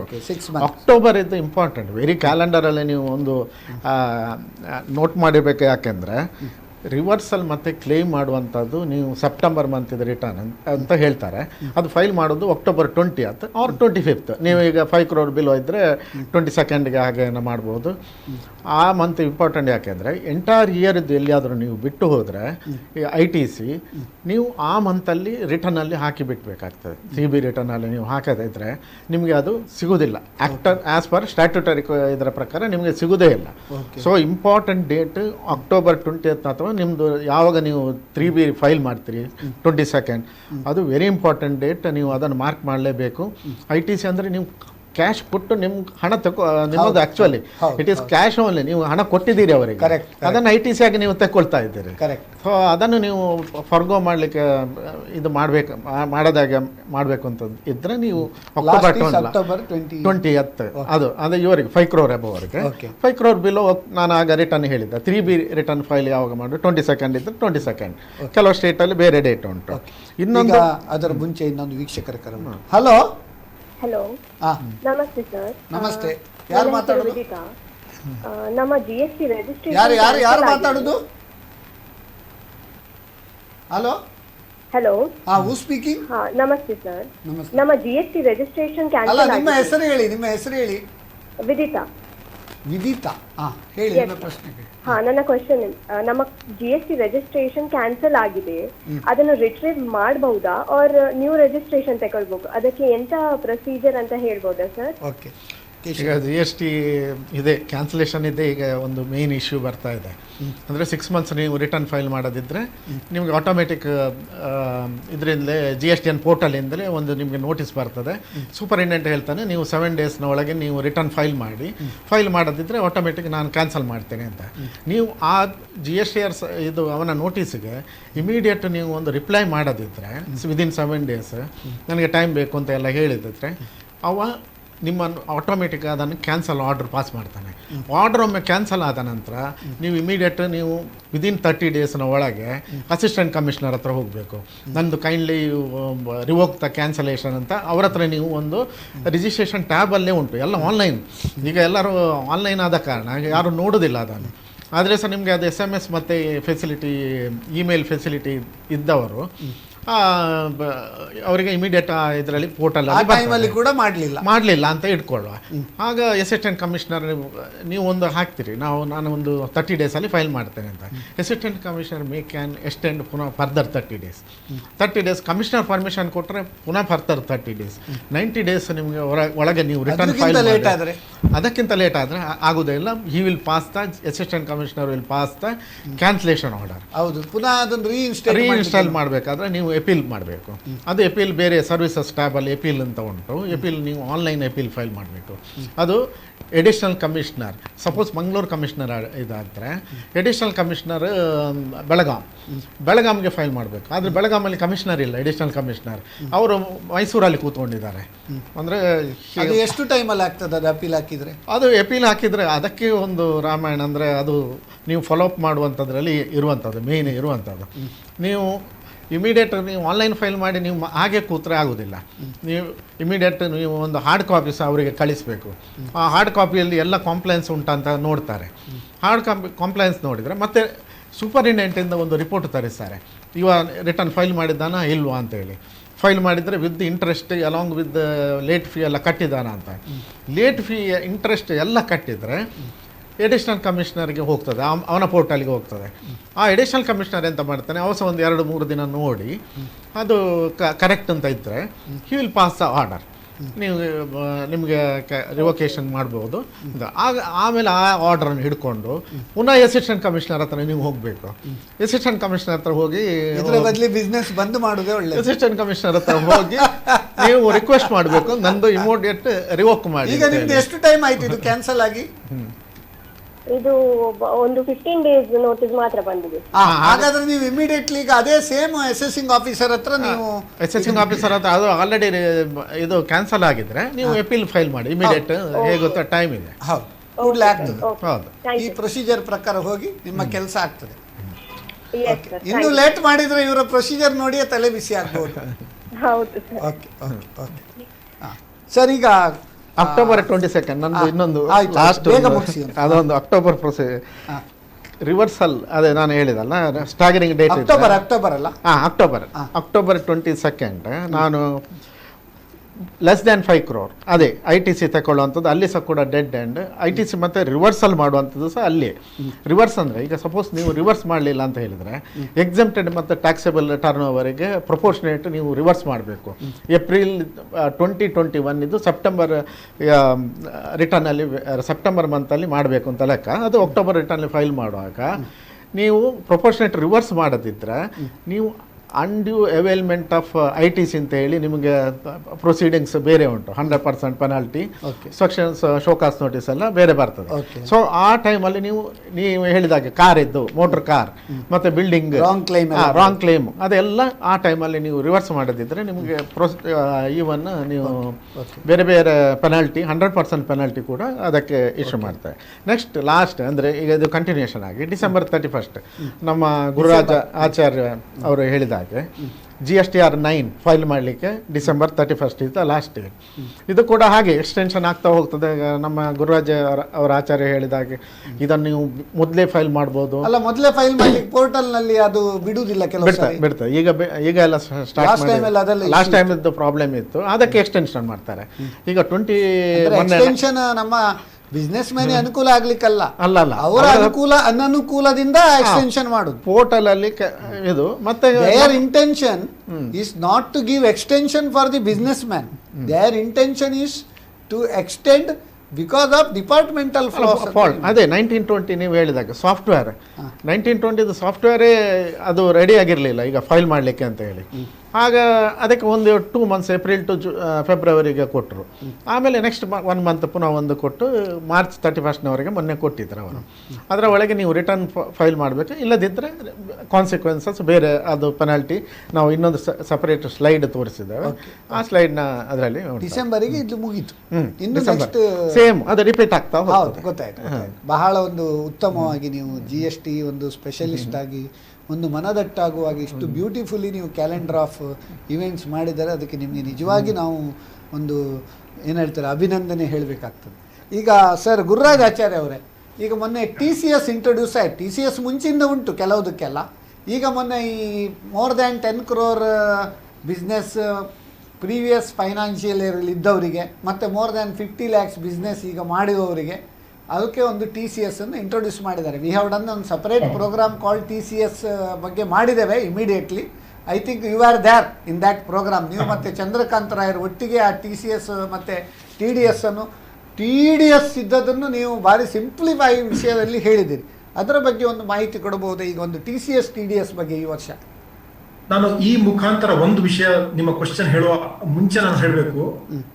Last here because of corona Government of India under the Atmanirbhar scheme had reduced the TDS rate by 25%. Correct. ಅಂದ್ರೆ ಚಾರ್ಟರ್ಡ್ ಅಕೌಂಟೆಂಟ್ ಗೆ ಒಂದು 10% TDS ಮಾಡಬೇಕು ಅಂತ ಹೇಳಿದ್ದನ್ನ from 14th May to 31st March 21 ವರೆಗೆ they had given a 25% reduction in the rate. ಅಂದ್ರೆ 10% ಮಾಡೋದು 7.5% ಮಾಡಿದ್ರೆ ಅಂದ್ರೆ ಎಕ್ಸಾಮ್ ಇಲ್ಲದೆ ಪಾಸ್ ಮಾಡಿದಾಗೆ ಮಾಡಿದ್ದಾರೆ. ಇನ್ನು ಎಕ್ಸಾಮ್ ಉಂಟು ಹೇಳುದು ನೀವು ಈ ಸಾರಿ. ಇನ್ನು that rate has gone back to the original level. ಅದು ಫಸ್ಟ್ ಏಪ್ರಿಲ್ ಇಂದ ಯಾವ್ದು TDS ಆಗ್ಬೇಕು. ಕರೆಕ್ಟ್. ಅಂದ್ರೆ ನಾನು ಆಗಲೇ ಹೇಳಿದಾಗೆ ಅಕ್ರೂಯಲ್ ಬೇಸಿಸ್ ಮೇಲೆ ಬಿಫೋರ್ 31/3/21 ನಲ್ಲಿ ಬುಕ್ಸ್ ನಲ್ಲಿ ನಾನು ಡೆಬಿಟ್ ಮಾಡಿ ಆಗಿದ್ರೆ ಅದಕ್ಕೆ ಆ 25% ರಿಬೇಟ್ ತಗೋಬಹುದು. ಫಸ್ಟ್ ಏಪ್ರಿಲ್ ನಂತರ ಏನೇನ್ TDS ಮಾಡ್ತೀನಿ ನಾನು ಅದಕ್ಕೆ it will go back to the original rates. ಅದನ್ನ ಫಸ್ಟ್ ಹೇಳಕ್ಕೆ ಇಷ್ಟಪಡ್ತೀನಿ. ಎರಡನೇದು TCS ಬಂದಾಗ, TDS ಅಂತ ಹೇಳಿದ್ರೆ ನಾನು ನಿಮಗೆ ಕೊಡುವಾಗ ನಿಮ್ಮ ಹಣದಲ್ಲಿ ನಿಮಗೆ ಸಿಗಬೇಕಾಗಿರೋ ಹಣದಲ್ಲಿ ನಾನು ಮುರ್ಕೊಂಡು ಕೊಡಬೇಕು, ನಿಮ್ಮ ಅಕೌಂಟ್ ನಲ್ಲಿ ಜಮಾ ಮಾಡಬೇಕು. TCS is reverse. ನಾನು ನಿಮ್ಮ ಹತ್ರ ಕಲೆಕ್ಟ್ ಮಾಡಬೇಕು ದುಡ್ಡು. ನಾನು ನಿಮ್ಮ ಹತ್ರ collect, if I am selling goods to you, if I am a seller of more than I am a seller and my turnover is more than 10 crores, ನನ್ನ ಒಂದು turnover sales more than 10 crores ಇದ್ದ ಪಕ್ಷದಲ್ಲಿ, if I am selling anything to you more than 50 lakhs in 1 year, 50 ಲಕ್ಷಕ್ಕಿಂತ ಹೆಚ್ಚು sales ನಾನು ಒಂದು customer ಮಾಡಿದ ಪಕ್ಷದಲ್ಲಿ ನಾನು 60 ಮಾರ್ತೇನೆ ಅಂತ ಇಟ್ಕೊಳ್ಳೋ. ನಾನು ನನ್ನ turn over is 12 crores and I am selling 60 lakhs to you. Then you have to give me 60 lakhs plus you have to give me 0.1% of 60 lakhs. Correct. ₹100 ಆಗುತ್ತೆ ಅಂತ ಇಟ್ಕೊ. I mean 0.1% of amount in excess of 50 lakhs. Correct. So it's interesting. Up to 50 lakhs basic ಇದುಂಟು. 50 lakhs basic exemption ಸಿಗುತ್ತೆ. So 10 ಲಕ್ಷದ ಮೇಲೆ I have to collect 0.1%. In this case be 1000 rupees and pay. ಅದೇ ನಾನು next ಒಂದು ಇನ್ನೊಂದು 60 lakh transaction ಮಾಡಿದ್ರೆ ಅವಾಗ ಬೇಸಿಕ್ ಎಕ್ಸೆಂಪ್ಷನ್ ಸಿಗಲ್ಲ. 50 ಲಕ್ಷ ಫಸ್ಟ್ ಪ್ಯಾನ್ ನಂಬರ್ ಇಲ್ಲದಿದ್ರೆ, ಪ್ಯಾನ್ ನಂಬರ್ ಕೋಟ್ ಮಾಡಿದ್ರೆ 1%, ಇಲ್ಲದಿದ್ರೆ 5%, ಇಲ್ಲದಿದ್ರೆ 5% ನಾನು ಮಾಡ್ಬೇಕು, ತಗೊಳ್ಬೇಕಾಗುತ್ತೆ. ಅಲ್ಲ ಸಾರಿ 1%. ಅದೇ ನಾನು ಹೇಳಿದೆ. 0.1% or 1%. ಆ 5% ಬಂತು ಅಂತ ಹೇಳಿದ್ರೆ ಈ ಬಜೆಟ್ ನಲ್ಲಿ ಏನ್ ಹೇಳಿದ್ದಾರೆ, ಇಫ್ ದಿ ಅದರ್ ಪರ್ಸನ್, ನಾನು ಯಾರ ಹತ್ರ ನಾನು ಟ್ರಾನ್ಸಾಕ್ಷನ್ ಮಾಡ್ತಾ ಇದ್ದೀನಿ, ಅವರು income tax return 2 years continuous ಆಗಿ ಫೈಲ್ ಮಾಡ್ಲಿಲ್ಲ ಅಂತ ಹೇಳಿದ್ರೆ ದೆನ್ ದಟ್ ಬಿಕಮ್ 5%. ಈ ತರ ಎಲ್ಲ ಕಾಂಪ್ಲಿಕೇಶನ್ ತಗೊಂಡ್ಬಂದಿದ್ದಾರೆ. I have whether you have filed your income tax return for the last 2 years. ಅದು ಹೇಗೆ ಅಂದ್ರೆ ನಾನು ಬಿಸ್ನೆಸ್ ಮಾಡುವಾಗ ನಾನು ಯಾರ ಹತ್ರ ವ್ಯಾಪಾರ ಮಾಡ್ತೇನೆ ಅವನ ಹತ್ರ 2 ವರ್ಷ IT ರಿಟರ್ನ್ ನಾನು ತಗೊಳ್ಬೇಕು. ಈಗ ಅಂತ ಪರಿಸ್ಥಿತಿ ಬಂದಿದೆ. ತಗೊಳ್ಬೇಕು ಅಂತೇಳಿ ನಾವು ಹೇಳೋದು. ಈಗ ಒಂದು ಡಿಪಾರ್ಟ್ಮೆಂಟ್ ಹತ್ರ ಮಾತಾಡ್ತಾ ಇದ್ದೇವೆ, saying that if I punch your PAN number, ನಿಮ್ಮ ಪ್ಯಾನ್ ನಂಬರ್ ನಾನು ಇಸ್ಕೊಂಡು ನಾನು ಪಂಚ್ ಮಾಡಿದ್ರೆ I will come to know that you have filed your return for 2 years. Because ನೀವು ನಿಮ್ಮ ಇನ್ಕಮ್ ಟ್ಯಾಕ್ಸ್ ರಿಟರ್ನ್ ನನಗೆ ಕೊಡ್ಲಿಕ್ಕೆ ಇಷ್ಟಪಡ್ಲಿಲ್ಲ ಅಂತ ಹೇಳಿದ್ರೆ then I cannot business. So therefore two is the business, ನಿಮ್ಮ ಪ್ಯಾನ್ ನಂಬರ್ ನಾನೊಂದು ಇನ್ಕಮ್ ಟ್ಯಾಕ್ಸ್ ವೆಬ್ಸೈಟ್ ನಲ್ಲಿ ಹಾಕಿದ್ರೆ I will come to know that you have filed your income tax return for the last 2 years. Sir, ಹಾಗಾದ್ರೆ ಇದು ಒಂದು ಕಣ್ಣಿಗೆ ಸುಣ್ಣ, ಒಂದು ಕಣ್ಣಿಗೆ ಬೆಣ್ಣೆ ಆಯ್ತಲ್ಲ. ಪ್ಯಾನ್ ನಂಬರ್ ಇಲ್ಲದವರಿಗೆ ಪ್ಯಾನ್ ನಂಬರ್ ಇದ್ದು ರಿಟರ್ನ್ ಫೈಲ್ ಮಾಡಿದವನಿಗೆ 5% ಹೇಗಾಗೋದು? ಸೊ ಇದೇನಂದ್ರೆ ಇನ್ಕಮ್ ಟ್ಯಾಕ್ಸ್ ರಿಟರ್ನ್ ನೀವು ಪ್ಯಾನ್ ನಂಬರ್ ಇಲ್ಲ ಅಂತ ಹೇಳಿದ್ರೆ 1%, ಕರೆಕ್ಟ್, ನೀವು ಹೇಳಿದ ಪ್ರಕಾರ 1% ಬರುತ್ತೆ. ನೀವು ರಿಟರ್ನ್ ಮಾಡ್ಲಿಲ್ಲ ಅಂತ ಹೇಳಿದ್ರೆ 5% ಬರುತ್ತೆ. ಹಾಗಾದ್ರೆ ಪ್ಯಾನ್ ನಂಬರ್ ಇಲ್ಲದ ಏನ್ ಯಾಕೆ ಇದನ್ನ ತಗೊಂಡ್ಬಂದ್ರು, ಯಾಕೆ ಈ ರೂಲ್ ತಗೊಂಡ್ಬಂದ್ರು ಅಂತ ಹೇಳಿದ್ರೆ it also applies to TDS, not only for TCS. This increased rate will apply even for TDS if the person on whom you are making the TDS has not filed the income tax return for 2 years. ಇದು ಯಾಕೆ ತಗೊಂಡ್ಬಂದ್ರು ಅಂತ ನಾವು ಅರ್ಥ ಮಾಡ್ಕೊಳ್ಳುವ. ಎಷ್ಟು ಏನ್ ಮಾಡ್ತಾ ಇದ್ರು, because not doing the PAN, you don't have the PAN, there was a high rate 1%. ನಾವು TCS ನಲ್ಲಿ ಹೇಳಿದ್ವಿ, ಅದೇ ಇನ್ಕಮ್ ಟ್ಯಾಕ್ಸ್ ರೇಟ್ ನಲ್ಲಿ ಬರುವಾಗ 20% ಅಂತ ಹೇಳ್ತೀವಿ ನಾವು. TDS ಬಂದಾಗ 20% ಮಾಡಬೇಕು ಅಂತ ಹೇಳಿ ಪ್ಯಾನ್ ನಂಬರ್ ಇಲ್ಲಿ ನಾನ್ ಮಾಡ್ತಾ ಇದ್ರು, ಪ್ಯಾನ್ ನಂಬರ್ ತಗೊಂಡ್ಬರ್ತಾ ಇದ್ರು. ಸುಮ್ಮನೆ ತಗೊಂಡ್ಬಂದು this is my PAN number ಅಂತ ಹೇಳಿದ್ರೆ I use to do 10% or 0.1% as the case and they never used to file their income tax return. To put a break to such people who just get the PAN number and don't file their income tax return, this is a sort of a disincentive, saying that you deduct higher rate of TDS or collect higher rate of TCS. So ಈ ವರ್ಷದಿಂದ July 2021 ಇಂದ ಆಗಿದೆ. That means if I am selling, historic I am selling. ಈಗ next question comes, if I am buying more than 50 lakhs from anybody and my turnover is more than 10 crores, if I am buying more than 50 lakhs from one person and turnover is more than 10 crores, then I have to make TDS on you. So ಆ scheme first July 2021 ಇಂದ ಈ budget ಅಲ್ಲಿ ಬಂದಿದೆ. ಅಂದ್ರೆ ಇದು ಒಂದು ಸಮಸ್ಯೆ ಬರ್ಬೋದು, ನೀವು ಮಾಡಬೇಕು ನಾನು ಮಾಡಬೇಕಾ ಅಂತ ಹೇಳಿದ್ರೆ, if both TCS and TDS is simultaneously applicable, then only TDS has to be done, TCS need not be done. So that is one point which I want to bring to the notice. Innondu GST ವಿಷಯದಲ್ಲಿ ನಾನು ಹೇಳ್ಬೇಕು, ಯಾಕಂದ್ರೆ ಸುಮಾರಷ್ಟು business ಹೋದ ವರ್ಷದಲ್ಲಿ their turnover was lower than 40 lakhs or 20 lakhs. ಒಂದು ನಾವು ತಿಳ್ಕೊಂಡು ಅವರ turnover who has to register for GST. ಯಾರಾದ್ರೂ business turnover is more than 40 lakhs, he has to register for GST. Trader ಆದ If he is into service or also doing service along with business, then the cutoff 20 lakhs. 20 lakh. It is in the last year, if my turnover has gone below 40 lakhs and 20 lakhs, but I have a registration, should I collect GST and pay? Yes, yes. The moment once you register, whether your turnover is 40-20 limit ಕಿಂತ ಕಮ್ಮಿ ಆದ ಪಕ್ಷದಲ್ಲೂ you have to collect and pay. Correct. ಅದಕ್ಕೆ ಸಾಕಷ್ಟು ನಾವು clients ನಾವೇನ್ ಹೇಳಿದೀವಿ, ಹೋದ ವರ್ಷ ನಿಮ್ turnover less than 40 less than 20 ಇದ್ದ ಪಕ್ಷದಲ್ಲಿ you surrender your GST registration. Cancel. ಎಷ್ಟೋ ಹೋಟೆಲ್ಸ್ ಎಸ್ಪೆಷಲಿ ಲಾಡ್ಜ್ಗಳು, ಸಣ್ಣ ಪುಟ್ಟ ಲಾಡ್ಜ್ಗಳು, ಸಣ್ಣ ಪುಟ್ಟ ಬಿಸ್ನೆಸ್ ಅವರಿಗೆ ಅವರ because of Covid their turnover has fallen below the limit. So ನಾವೇನ್ ಹೇಳ್ತಾ ಇದೀವಿ, ಈ ತಿಂಗಳು ಬಿಕಾಸ್ ಏಪ್ರಿಲ್ ಅವ್ರದ್ದು ರಿಟರ್ನ್ ಫೈಲ್ ಮಾಡಬೇಕಾಗಿದ್ದು ಮಾರ್ಚ್ ಅಲ್ಲಿ, ಪೇಮೆಂಟ್ ಆಗಬೇಕಾಗಿದ್ದು 22 ಮಾರ್ಚ್ ಒಳಗೆ, 22 ಏಪ್ರಿಲ್ ಒಳಗೆ. ಸೊ ಆ ರಿಟರ್ನ್ ಫೈಲ್ ಮಾಡ್ಬಿಟ್ಟು then immediately apply for a closure of registration, voluntary surrender of registration, so that this year they will not come within the rigors of filing the R1, paying the 3B, collecting and paying and things like that. So ಅದೊಂದು ಸಣ್ಣ ಪುಟ್ಟ business ಅವರಿಗೆ ಇದೊಂದು ವಿಷಯ ತಿಳ್ಕೊಳ್ಬೇಕಾಗಿರುವಂತ. ಮತ್ತೆ ಪುನಃ turn over ಜಾಸ್ತಿ ಆದ್ಮೇಲೆ ಪುನಃ ರಿಜಿಸ್ಟ್ರೇಷನ್ ರಿಜಿಸ್ಟ್ರೇಷನ್ ವಸ್ತು ತಗೊಳ್ಬಹುದು. ಬಹಳ ಉತ್ತಮ. ಈಗ ಕೇಶವ್ ಬಳ್ಳುಕರಾಯರವರೇ, ಈಗ ಅವರು ರಿಜಿಸ್ಟ್ರೇಷನ್ ಕ್ಯಾನ್ಸಲ್ ಮಾಡೋದಾಯಿತು, ಮತ್ತು ರಿಟರ್ನ್ ಫೈಲ್ ಮಾಡಲಿಕ್ಕೆ ಅದೆಲ್ಲ ಅಡಚಣೆದ ವಿಷಯ ಆಯಿತು. ಈಗ ನಮ್ಮದು what are the scenarios where filing of returns will be blocked or suspended? ಅದು ಈಗ ಹೊಸತ್ತು ಬಂದದ್ದು. ಈಗ ನಾವು ಹೇಳಿದಾಗೆ ಈ ಎಲ್ಲ ಫೇಕ್ ಇನ್ವಾಯ್ಸ್ ಇದೆಲ್ಲ ಕಾರ್ಬಾರಿದು. GSTR1 ಈಗ ನೀವು ಯಾವಾಗ ಬ್ಲಾಕ್ ಮಾಡ್ಬೋದು ಅಂದರೆ, ಈಗ GSTR1 ನೀವು 1 ಮಂತ್ ಫೈಲ್ ಮಾಡಿದ್ರಿ, 2 ಮಂತ್ ಫೈಲ್ ಮಾಡಿದ್ರಿ. ಮೊದಲು ಯಾಕೆ ಮಾಡ್ತಿದ್ರ ಅಂದರೆ, ಕೆಲವರು ಎಂತ ಮಾಡ್ತಾ ಇದ್ರೆ GSTR1 ಫೈಲ್ ಮಾತ್ರ ಮಾಡಿ 3B ಮಾಡಬೇಕಾದ್ರೆ ಟ್ಯಾಕ್ಸ್ ಕಟ್ಟಬೇಕು.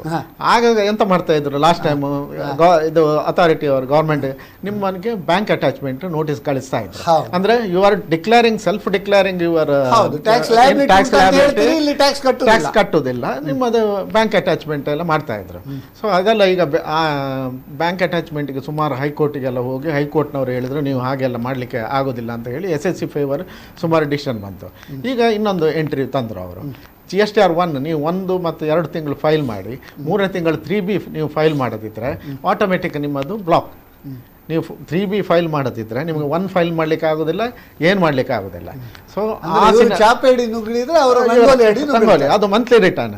ಇನ್ನು ಕ್ವಾರ್ಟರ್ಲಿ ರಿಟರ್ನ್ ಮಾಡೋರಿಗೆ ಒಮ್ಮೆಲೆ ಫೈಲ್ ಮಾಡಿ 3 ಮಂತ್ಸಿಗೆ, 3 ಮಂತ್ಸಿಗೆ GSTR1 ಫೈಲ್ ಮಾಡಿದ್ದಾನೆ, ನೆಕ್ಸ್ಟ್ ಕ್ವಾರ್ಟರ್ಗೆ 3B ಫೈಲ್ ಮಾಡೋದಿದ್ರೆ ಈ ಆಟೋಮೆಟಿಕ್ ಆಗಿ ಅದನ್ನು ಬ್ಲಾಕ್ ಮಾಡಲಿಕ್ಕೆ ಅದೊಂದು ಸಿಸ್ಟಮ್ ತಂದಿದ್ದಾರೆ. ಓಕೆ ಸರ್, ಈಗ ಒಂದು ESIC PF ಬಗ್ಗೆ ಒಂದು ಬ್ರೀಫ್ ಆಗಿ ಹೇಳ್ಬೋದಾ? ESI and PF, both employer's contribution and employee's contribution has to, employer ಇಂದ ನಾನು ಮುರ್ಕೋಬೇಕು, ಎಂಪ್ಲಾಯರ್ ನನ್ನ ಒಂದು ಪೋರ್ಷನ್ ಹಾಕ್ಬೇಕು. ಇದರಲ್ಲಿ ಒಂದು ವಿಷಯ ನಾವು ತಿಳ್ಕೋಬೇಕು, ಯಾವತ್ತೊಳಗೆ ಪೇಮೆಂಟ್ ಮಾಡಬೇಕು ಅಂತ. It has to be paid within 15th of the next month. Correct. ಈ ತಿಂಗಳು ನಾನು ಡಿಡಕ್ಟ್ ಮಾಡಿದೀನೋ ಅದನ್ನ ನಾನು 15th of the next month ಒಳಗೆ ನಾನು ಕಟ್ಟಬೇಕು. ಕರೆಕ್ಟ್. 15th ಒಳಗೆ ನಾನು ಕಟ್ಟಲಿಲ್ಲ, 16th ಕಟ್ಟಿದ್ದೀನಿ ಅಂತ ಹೇಳಿದ್ರೆ PF ಆಕ್ಟ್ ಅವ್ರು ಹೇಳ್ತಾರೆ ನೀನು ಇಂಟ್ರೆಸ್ಟ್ ಕೊಡು, ಪೆನಾಲ್ಟಿ ಕೊಡು. But the danger is with respect to income tax department. Income tax ನಲ್ಲಿ ಹೇಳ್ತಾರೆ ಎಂಪ್ಲಾಯೀಸ್ ಕಾಂಟ್ರಿಬ್ಯೂಷನ್. ನಾನು 10,000 ರೂಪಾಯಿ ನನ್ನ ಎಂಪ್ಲಾಯಿಗೆ ನಾನು ಸಂಬಳ ಕೊಟ್ಟ ಪಕ್ಷದಲ್ಲಿ ಅವನ ಹತ್ರ 500 ರೂಪಾಯಿ ಡಿಡಕ್ಟ್ ಮಾಡಿ ನಾನೊಂದು 600 ರೂಪಾಯಿ ಹಾಕಿ ನಾನು 1,100 ರೂಪಾಯಿ ಡಿಪಾರ್ಟ್ಮೆಂಟ್ ಕಟ್ಟಬೇಕು, 9,500 ರೂಪಾಯಿ ಎಂಪ್ಲಾಯಿ ಕೊಡ್ಬೇಕು. ಈ 1,100ರಲ್ಲಿ 500 ರೂಪಾಯಿ is considered as employees contribution. ಇದು ನಾನು ಡಿಡಕ್ಟ್ ಮಾಡಿದಾಗ ಇನ್ಕಮ್ ಟ್ಯಾಕ್ಸ್ ನಲ್ಲಿ ಒಂದು ಪ್ರಾವಿಷನ್ ಇದೆ, ಡಿಡಕ್ಟ್ ಮಾಡಿದ ಕೂಡಲೇ it will become my income. Correct. Because I am taking the money from the employee and putting it in my pocket and I have to pay it. Income tax ನಲ್ಲಿ ಹೇಳ್ತಾರೆ the moment you deduct it becomes your income and will be allowed as an expenditure. It will be allowed as an expenditure if and only if it is paid within 15th of the next month. 15th ಕಟ್ಟೋದು ನಾವು ಎಷ್ಟೋ ಸಮಯ ನೋಡಿದೀವಿ. 15th 12 ಗಂಟೆ ಒಳಗೆ ಕಟ್ಟಲಿಲ್ಲ ಅಂದ್ರೆ ರಾತ್ರಿ, ನೀವು 12:01 ಕಟ್ಟಿದ್ರೆ it will challan will show as 16th, payment as 16. ನೀವು 16th ಕಟ್ಟಿದ್ರೆ this 500 rupees per employee, whatever you have deducted, which could become 5 lakhs, 50 lakhs, etc., will be considered as your income and you have to pay taxes. ನೀವು 16th ಕಟ್ಟಿದ್ರು it will not be allowed for income tax purpose. ಇದೇ ನಾನು specific ಆಗಿ ಯಾಕೆ ಹೇಳ್ತಾ ಇದ್ದೀನಿ ಅಂದ್ರೆ, ESI PF department will be lenient for light delay, they will only charge you interest. But income tax department ಯಾರ್ದೋ ಒಂದು ದೊಡ್ಡ ಫ್ಯಾಕ್ಟರಿಯಲ್ಲಿ ಅಂತ ಒಂದು ಡಿಲೇ, ಒಂದು 10 ಲಕ್ಷದಂತ ಡಿಲೇ ಆದ ಪಕ್ಷದಲ್ಲಿ ಅವ್ರು ನೆಕ್ಸ್ಟ್ ಡೇ ಕಟ್ಟಿರ್ಬೋದು, ಅವನು 30% ಬ್ರಾಕೆಟ್ ಇದ್ರೆ 3 ಲಕ್ಷದಷ್ಟು ಇನ್ಕಮ್ ಟ್ಯಾಕ್ಸ್ ಆಗ್ಬಿಡುತ್ತೆ ಅದ್ರ ಮೇಲೆ. ಅದನ್ನ ನಾವು ಗಮನದಲ್ಲಿ ಇಟ್ಕೋಬೇಕು. So ESI PF has to be paid. ನಾನು ಹೇಳೋದು ಸಂಬಳ ಕೊಡೋದೇ ಲೇಟ್ ಆದ್ರೆ ಪರವಾಗಿಲ್ಲ, ESI PF ಮಾತ್ರ you have to pay it promptly. If you pay it will be lead to a big penalty. ಹೌದು, ಬಹಳ ಒಂದು ಉತ್ತಮವಾಗಿ ಹೇಳಿದ್ರು. ಈಗ ಸಮಯ ಮುಗಿತಾ ಬಂತು. ಕೇಶವ್ ಬಳ್ಳುಕುರಾಯರವರೇ, ಈಗ GSTಯಲ್ಲಿ ನಿಮ್ಮದು dos and don'ts in simple ಆಗಿ ನಮ್ಮ ಒಂದು ವೀಕ್ಷಕರಿಗೆ ಹೇಳ್ಬೋದಾ? ಅಲ್ಲ, ಅದೇ ನಿಮ್ಮ ಹೆಡ್ಲೈನ್ ಇದ್ದ ಹಾಗೆ ಕ್ಯಾಲೆಂಡರ್ ಇವೆಂಟನ್ನು ನೀವು ಪರ್ಫೆಕ್ಟಾಗಿ ನೀವು ಫಾಲೋ ಮಾಡಿದರೆ ನಿಮಗೆ ಅದರಲ್ಲಿ ಏನು ಸಮಸ್ಯೆ ಬರೋದಿಲ್ಲ.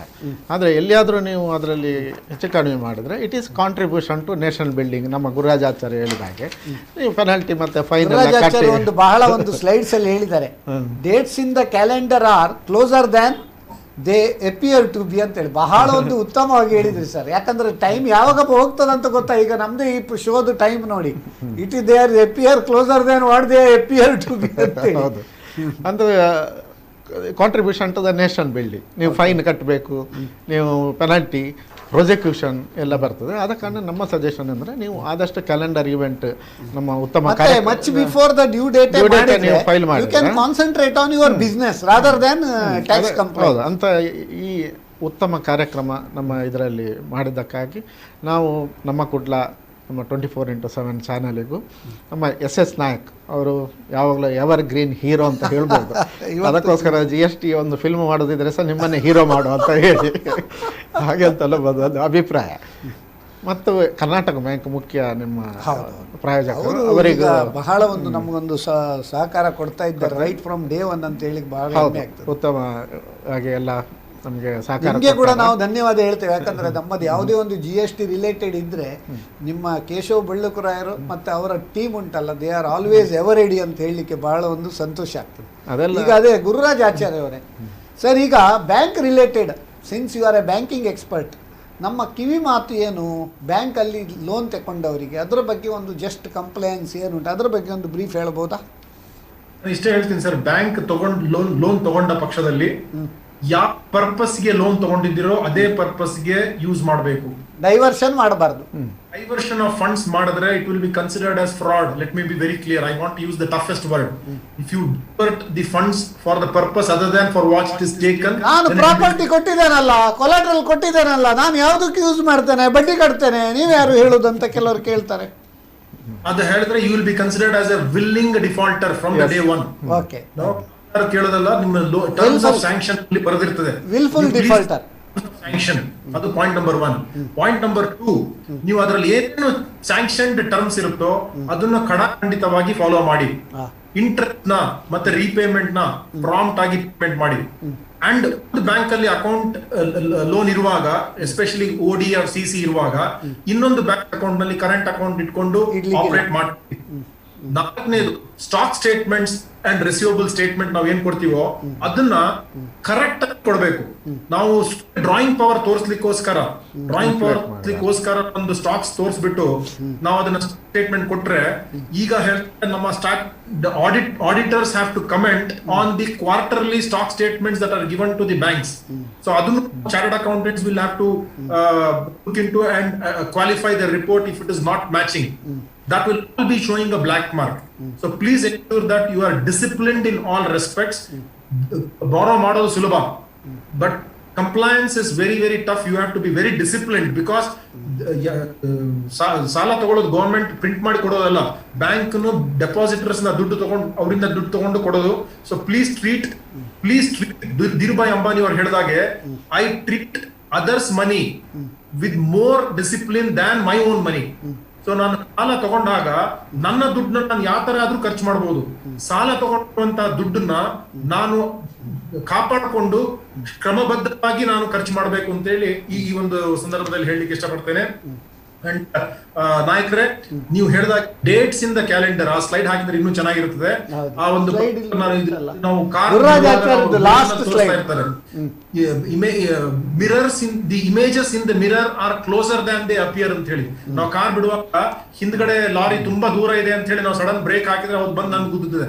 ಸೊ ನಾನು ಈ ಒಂದು ಸಂದರ್ಭದಲ್ಲಿ ಹೇಳಲಿಕ್ಕೆ ಏನ್ ಇಷ್ಟಪಡ್ತೇನೆ ಅಂತ ಹೇಳಿದ್ರೆ, the dates in the calendar are closer than they appear to B.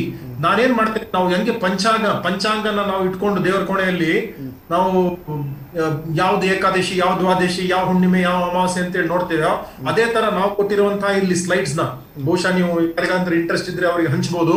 ಅದನ್ನ ಅವ್ರು ಪ್ರಿಂಟ್ಔಟ್ ತಕೊಂಡು ಅವರ ಆಫೀಸ್ ಡೆಸ್ಕ್ ನಲ್ಲಿ ಮತ್ತೆ ಫೈನಾನ್ಸ್ ಡಿಪಾರ್ಟ್ಮೆಂಟ್ ನಲ್ಲಿ ಅಣಿಸಿಟ್ಟು 3 ತಿಂಗಳ ನಂತರ ಬರುವಂತ ಡೆಡ್ ಲೈನ್ ನ ಈಗಲೇ ಫಾಲೋ ಮಾಡಬಹುದು. ಐ ಮೀನ್ ಈಗಲೇ ಜ್ಞಾಪಕದಲ್ಲಿ ಇಟ್ಕೊಂಡು ಅನುಸರಿಸುವುದು. ಯಾವುದೇ ಮದುವೆ ಹೋಗ್ಲಿಕ್ಕೆ, ಯಾವುದೇ ಒಂದು ಬೇರೆ ಜಾತ್ರೆಗೆ ಹೋಗ್ಲಿಕ್ಕೆ, ಅದಕ್ಕೆಲ್ಲ ಕರೆಕ್ಟ್ ನೆನಪಿಟ್ಟುಕೊಂಡು ಪ್ಲಾನ್ ಮಾಡಿ ಹೋಗ್ತೇವೆ ನಾವು. ನಮ್ಮ ಬಿಸ್ನೆಸ್ ಅನ್ನು ಫಸ್ಟಿಗೆ ಮಾಡಿದ್ರೆ ಉಳಿದದ್ದು ಮದುವೆ ಮತ್ತೆ ಮುಂಜಿ ಎಲ್ಲ ಕಡೆಗಲ್ಲ. ಖಂಡಿತ. So even ease of business ಅಂತ ಹೇಳಿದ್ರೆ, government it's trying its best to make the business man's life easier. But ನಮ್ಮ ದೇಶ ಇಷ್ಟು ಇಂಟೆಲಿಜೆಂಟ್ ದೇಶ, ಕೆಲವರು ತುಂಬಾ ಈಸಿ ಮಾಡ್ಬಿಟ್ರೆ ಆ ಒಂದು ಸಿಸ್ಟಮ್ಸ್ ದ ವೀಕ್ನೆಸ್ ನ they will try to take advantage of. ಆದ್ದರಿಂದ ತುಂಬಾ ಈಸಿ ಮಾಡ್ಲಿಕ್ಕೆ ಆಗ್ತಾ ಇಲ್ಲ. Otherwise everything can be voluntary compliance, no audit is required, you only do ಅಂತ ಹೇಳ್ಬಿಟ್ರೆ people will take advantage out of that easy situation. ಆದ್ರಿಂದ government situation ನಾವು ಅರ್ಥ ಮಾಡ್ಕೊಂಡು ಗವರ್ಮೆಂಟ್ ಹೇಳಿರುವಂತ ಒಂದು ರೂಲ್ಸ್ ನಾವು ಪ್ರಾಪರ್ಲಿ ಫಾಲೋ ಮಾಡಿದ್ರೆ, and if somebody is committing a mistake, ಇದೂ ಇದೆ, if somebody is not paying GST, collecting and not paying, or cheating the government, ಅಂತವ್ರ ಮೇಲೆ ನಾವು ಅನಾನಿಮಸ್ ಕಂಪ್ಲೇಂಟ್ಸ್ ಕೂಡ ನಾವು ಗವರ್ಮೆಂಟ್ ಗೆ ಕೊಡಬಹುದು. But and that will be a great help to the government, and the prompt tax payers will be actually benefited out of. Because ಇವತ್ತಿನ ಕೆಲವು ಕಷ್ಟಗಳು ನಾವು ಸಿಗ್ತಾ ಇರೋದು ಅಂತ ಕೆಟ್ಟ ಬಿಸ್ನೆಸ್ ಮೈನ್ ಅವರಿಂದ. ಸೊ ಆ ತರದ ಕಂಪ್ಲೇಂಟ್. ಈಗ ನಮ್ದು ಕೊನೆಯದಾಗಿ ಈಗ ಒಂದು ಸಮಯ ಮುಗಿದಿದೆ. ನಮ್ಮ ಬಿಸ್ನೆಸ್ ಮ್ಯಾನ್ನವರು ಲಾಸ್ಟಿಗೆ ನಮ್ಮದೊಂದು ಅಡ್ವೈಸ್ ಅಂತ ಏನೇನು ಹೇಳಿದರೆ, compliance always cheaper than the complication or litigation ಅಂತ ಹೇಳ್ತಾ, ಈ ಟೈಮಲ್ಲಿ ನೀವು ಯಾವುದು ಮಾಡಬೇಕು ಅದರ ಬಗ್ಗೆ ನಾವು ಸೂಕ್ತ ವಿವರಣೆ ನೀವಿಬ್ಬರೂ ಕೊಟ್ಟಿದ್ದೀರಿ. ನಿಜವಾಗಿ ಒಂದು ಬಹಳ ಒಂದು ಇದು ಇಷ್ಟು ನಾನು ಎಣಿಸಿದೆ ಇಷ್ಟು ಟೈಮ್ ಬೇಕಾಗೋದಿಲ್ಲ ಅಂತೇಳಿ. ಇದು ಬಹಳ ಒಂದು ದೊಡ್ಡ ಸಬ್ಜೆಕ್ಟ್. ಈ ಡೆಡ್ಲೈನ್ ಬಗ್ಗೆ ಮತ್ತು ಈ ಯಾವುದೆಲ್ಲ ಡೇಟ್ಸಲ್ಲಿ ಏನೆಲ್ಲ ಮಾಡಬೇಕಂತ ಒಂದು ಮಾಹಿತಿ ಕೊಟ್ಟದಕ್ಕೆ CA ಕೇಶವ್ ಬಳ್ಳುಕುರಾಯ, CA ಗುರುರಾಜ್ ಆಚಾರ್ಯರಿಗೆ ನಾನು ನಮ್ಮ ಕುಡ್ಲ ವಾಹಿನಿಯ ಪರವಾಗಿಯೂ ಹಾಗೂ ನನ್ನ ವೈಯಕ್ತಿಕ ಪರವಾಗಿಯೂ ಹಾಗೂ ಸಮಸ್ತ ವೀಕ್ಷಕರ ಪರವಾಗಿಯೂ ನಾನು ನಿಮಗೆ ಅಭಿನಂದನೆ, ಧನ್ಯವಾದ, ಕೃತಜ್ಞತೆ ಮತ್ತು ಆಭಾರಿ ಅಂತ ಹೇಳಲಿಕ್ಕೆ ಭಾಳ ಒಂದು ಸಂತೋಷ ಆಗ್ತದೆ. ಕೊನೆಯದಾಗಿ ಬಿಸ್ನೆಸ್ ಮ್ಯಾನ್ನವರು ಯಾರ್ಯಾರ ಹತ್ರ ಏನೇನು ಈ ರೂಮರ್ಸ್ ಎಲ್ಲ ತಗೊಂಡು ಕನ್ಫ್ಯೂಸ್ ಮಾಡ್ಕೊಳ್ಳೋದಕ್ಕಿಂತ ಒಂದು 4 ಭಾಗಗಳಲ್ಲಿ, ಈಗ ಇದು ವಿದ್ಯೆಗೂ ಆಗ್ತದೆ, ಕಳೆದ ಬಾರಿ ವಿದ್ಯೆಗೂ ಕೂಡ ಹೇಳಿದ್ದೇನೆ ನಾನು, ಈ ಬಿಸ್ನೆಸ್ ಮ್ಯಾನ್ಗಳು ಕೂಡ ಅದನ್ನು ಯಾವ ರೀತಿ ಫಾಲೋ ಮಾಡ್ಬೋದು ಅಂತೇಳಿ ಒಂದು ಸಣ್ಣ ಒಂದು ಸುಭಾಷಿತ ಮುಖಾರ ಇದನ್ನು ಕೊನೆಗೊಳಿಸ್ತೇನೆ. ಆಚಾರ್ಯರು ಇದ್ದದ್ರಿಂದ ನನಗೆ ನೆನಪಾಯ್ತಿದ್ದು, ಆಚಾರ್ಯಾತ್ ಪಾದಂ ಆದ್ಯತೆ, ಪಾದಂ ಶಿಷ್ಯ ಸ್ವಮೇಧಯ, ಸಬ್ರಹ್ಮಚಾರಿಭ್ಯ ಪಾದಂ ಕಾಲಕ್ರಮೇಣ ಚ ಅಂತೇಳಿ. ಅಂದರೆ ಎಲ್ಲ ಬಿಸ್ನೆಸ್ನವರು ಆಚಾರ್ಯಾತ್ ಪಾದಂ ಆದ್ಯತೆ. ಈ ಬಜೆಟ್ ಇದು ಚೇಂಜಸ್ ಇರ್ಬೋದು, GST ಚೇಂಜಸ್ ಇರ್ಬೋದು, ಯಾಕಂದರೆ ignorance of low is not an excuse.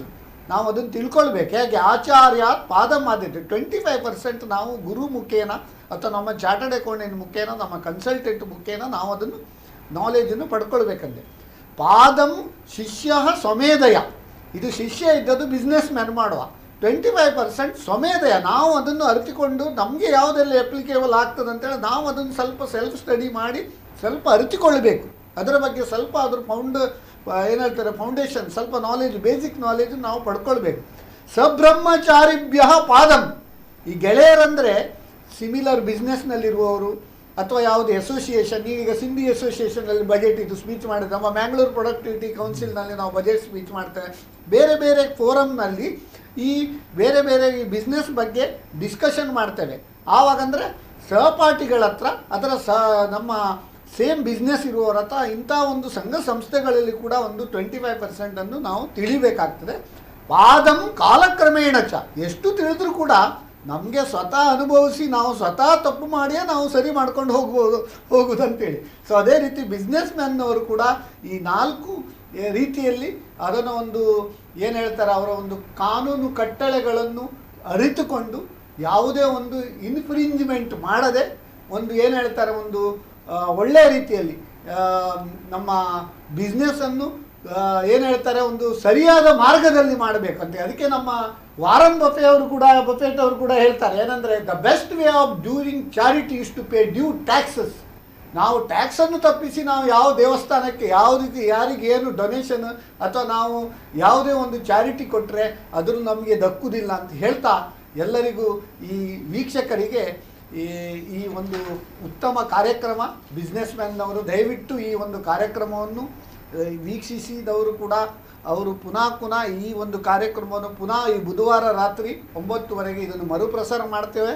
ಅದಲ್ಲದೆ ಫೇಸ್ಬುಕ್ಕಲ್ಲಿ ಕೂಡ ಇದು ಅವೈಲೇಬಲ್ ಉಂಟು, ಅದಲ್ಲದೆ ಯೂಟ್ಯೂಬಲ್ಲಿ ಕೂಡ ನಾವು ಅಪ್ಲೋಡ್ ಮಾಡ್ತೇವೆ ಅಂತ ಹೇಳ್ತಾ ಎಲ್ಲರಿಗೂ ಶುಭವಾಗಲಿ. ಈ ಹೊಸ ಫೈನಾನ್ಷಿಯಲ್ ಇಯರ್ 21-22 ಎಲ್ಲರಿಗೂ ಈ ಪ್ಲವನಾಮ ಸಂವತ್ಸರದಲ್ಲಿ ಯಾವುದೇ ವಿಪ್ಲವಗಳು ಸಂಭವಿಸದೆ ಅವರ ಎಲ್ಲ ಒಂದು ಏನು ಹೇಳ್ತಾರೆ ಬಿಸ್ನೆಸ್ ಅಭಿವೃದ್ಧಿ ಆಗಲಿ ಅಂತ ಹೇಳ್ತಾ ಈ ಕಾರ್ಯಕ್ರಮವನ್ನು ಮುಕ್ತಾಯಗೊಳಿಸ್ತಾ ಇದ್ದೇವೆ. ನಮಸ್ತೆ. ನಮಸ್ಕಾರ.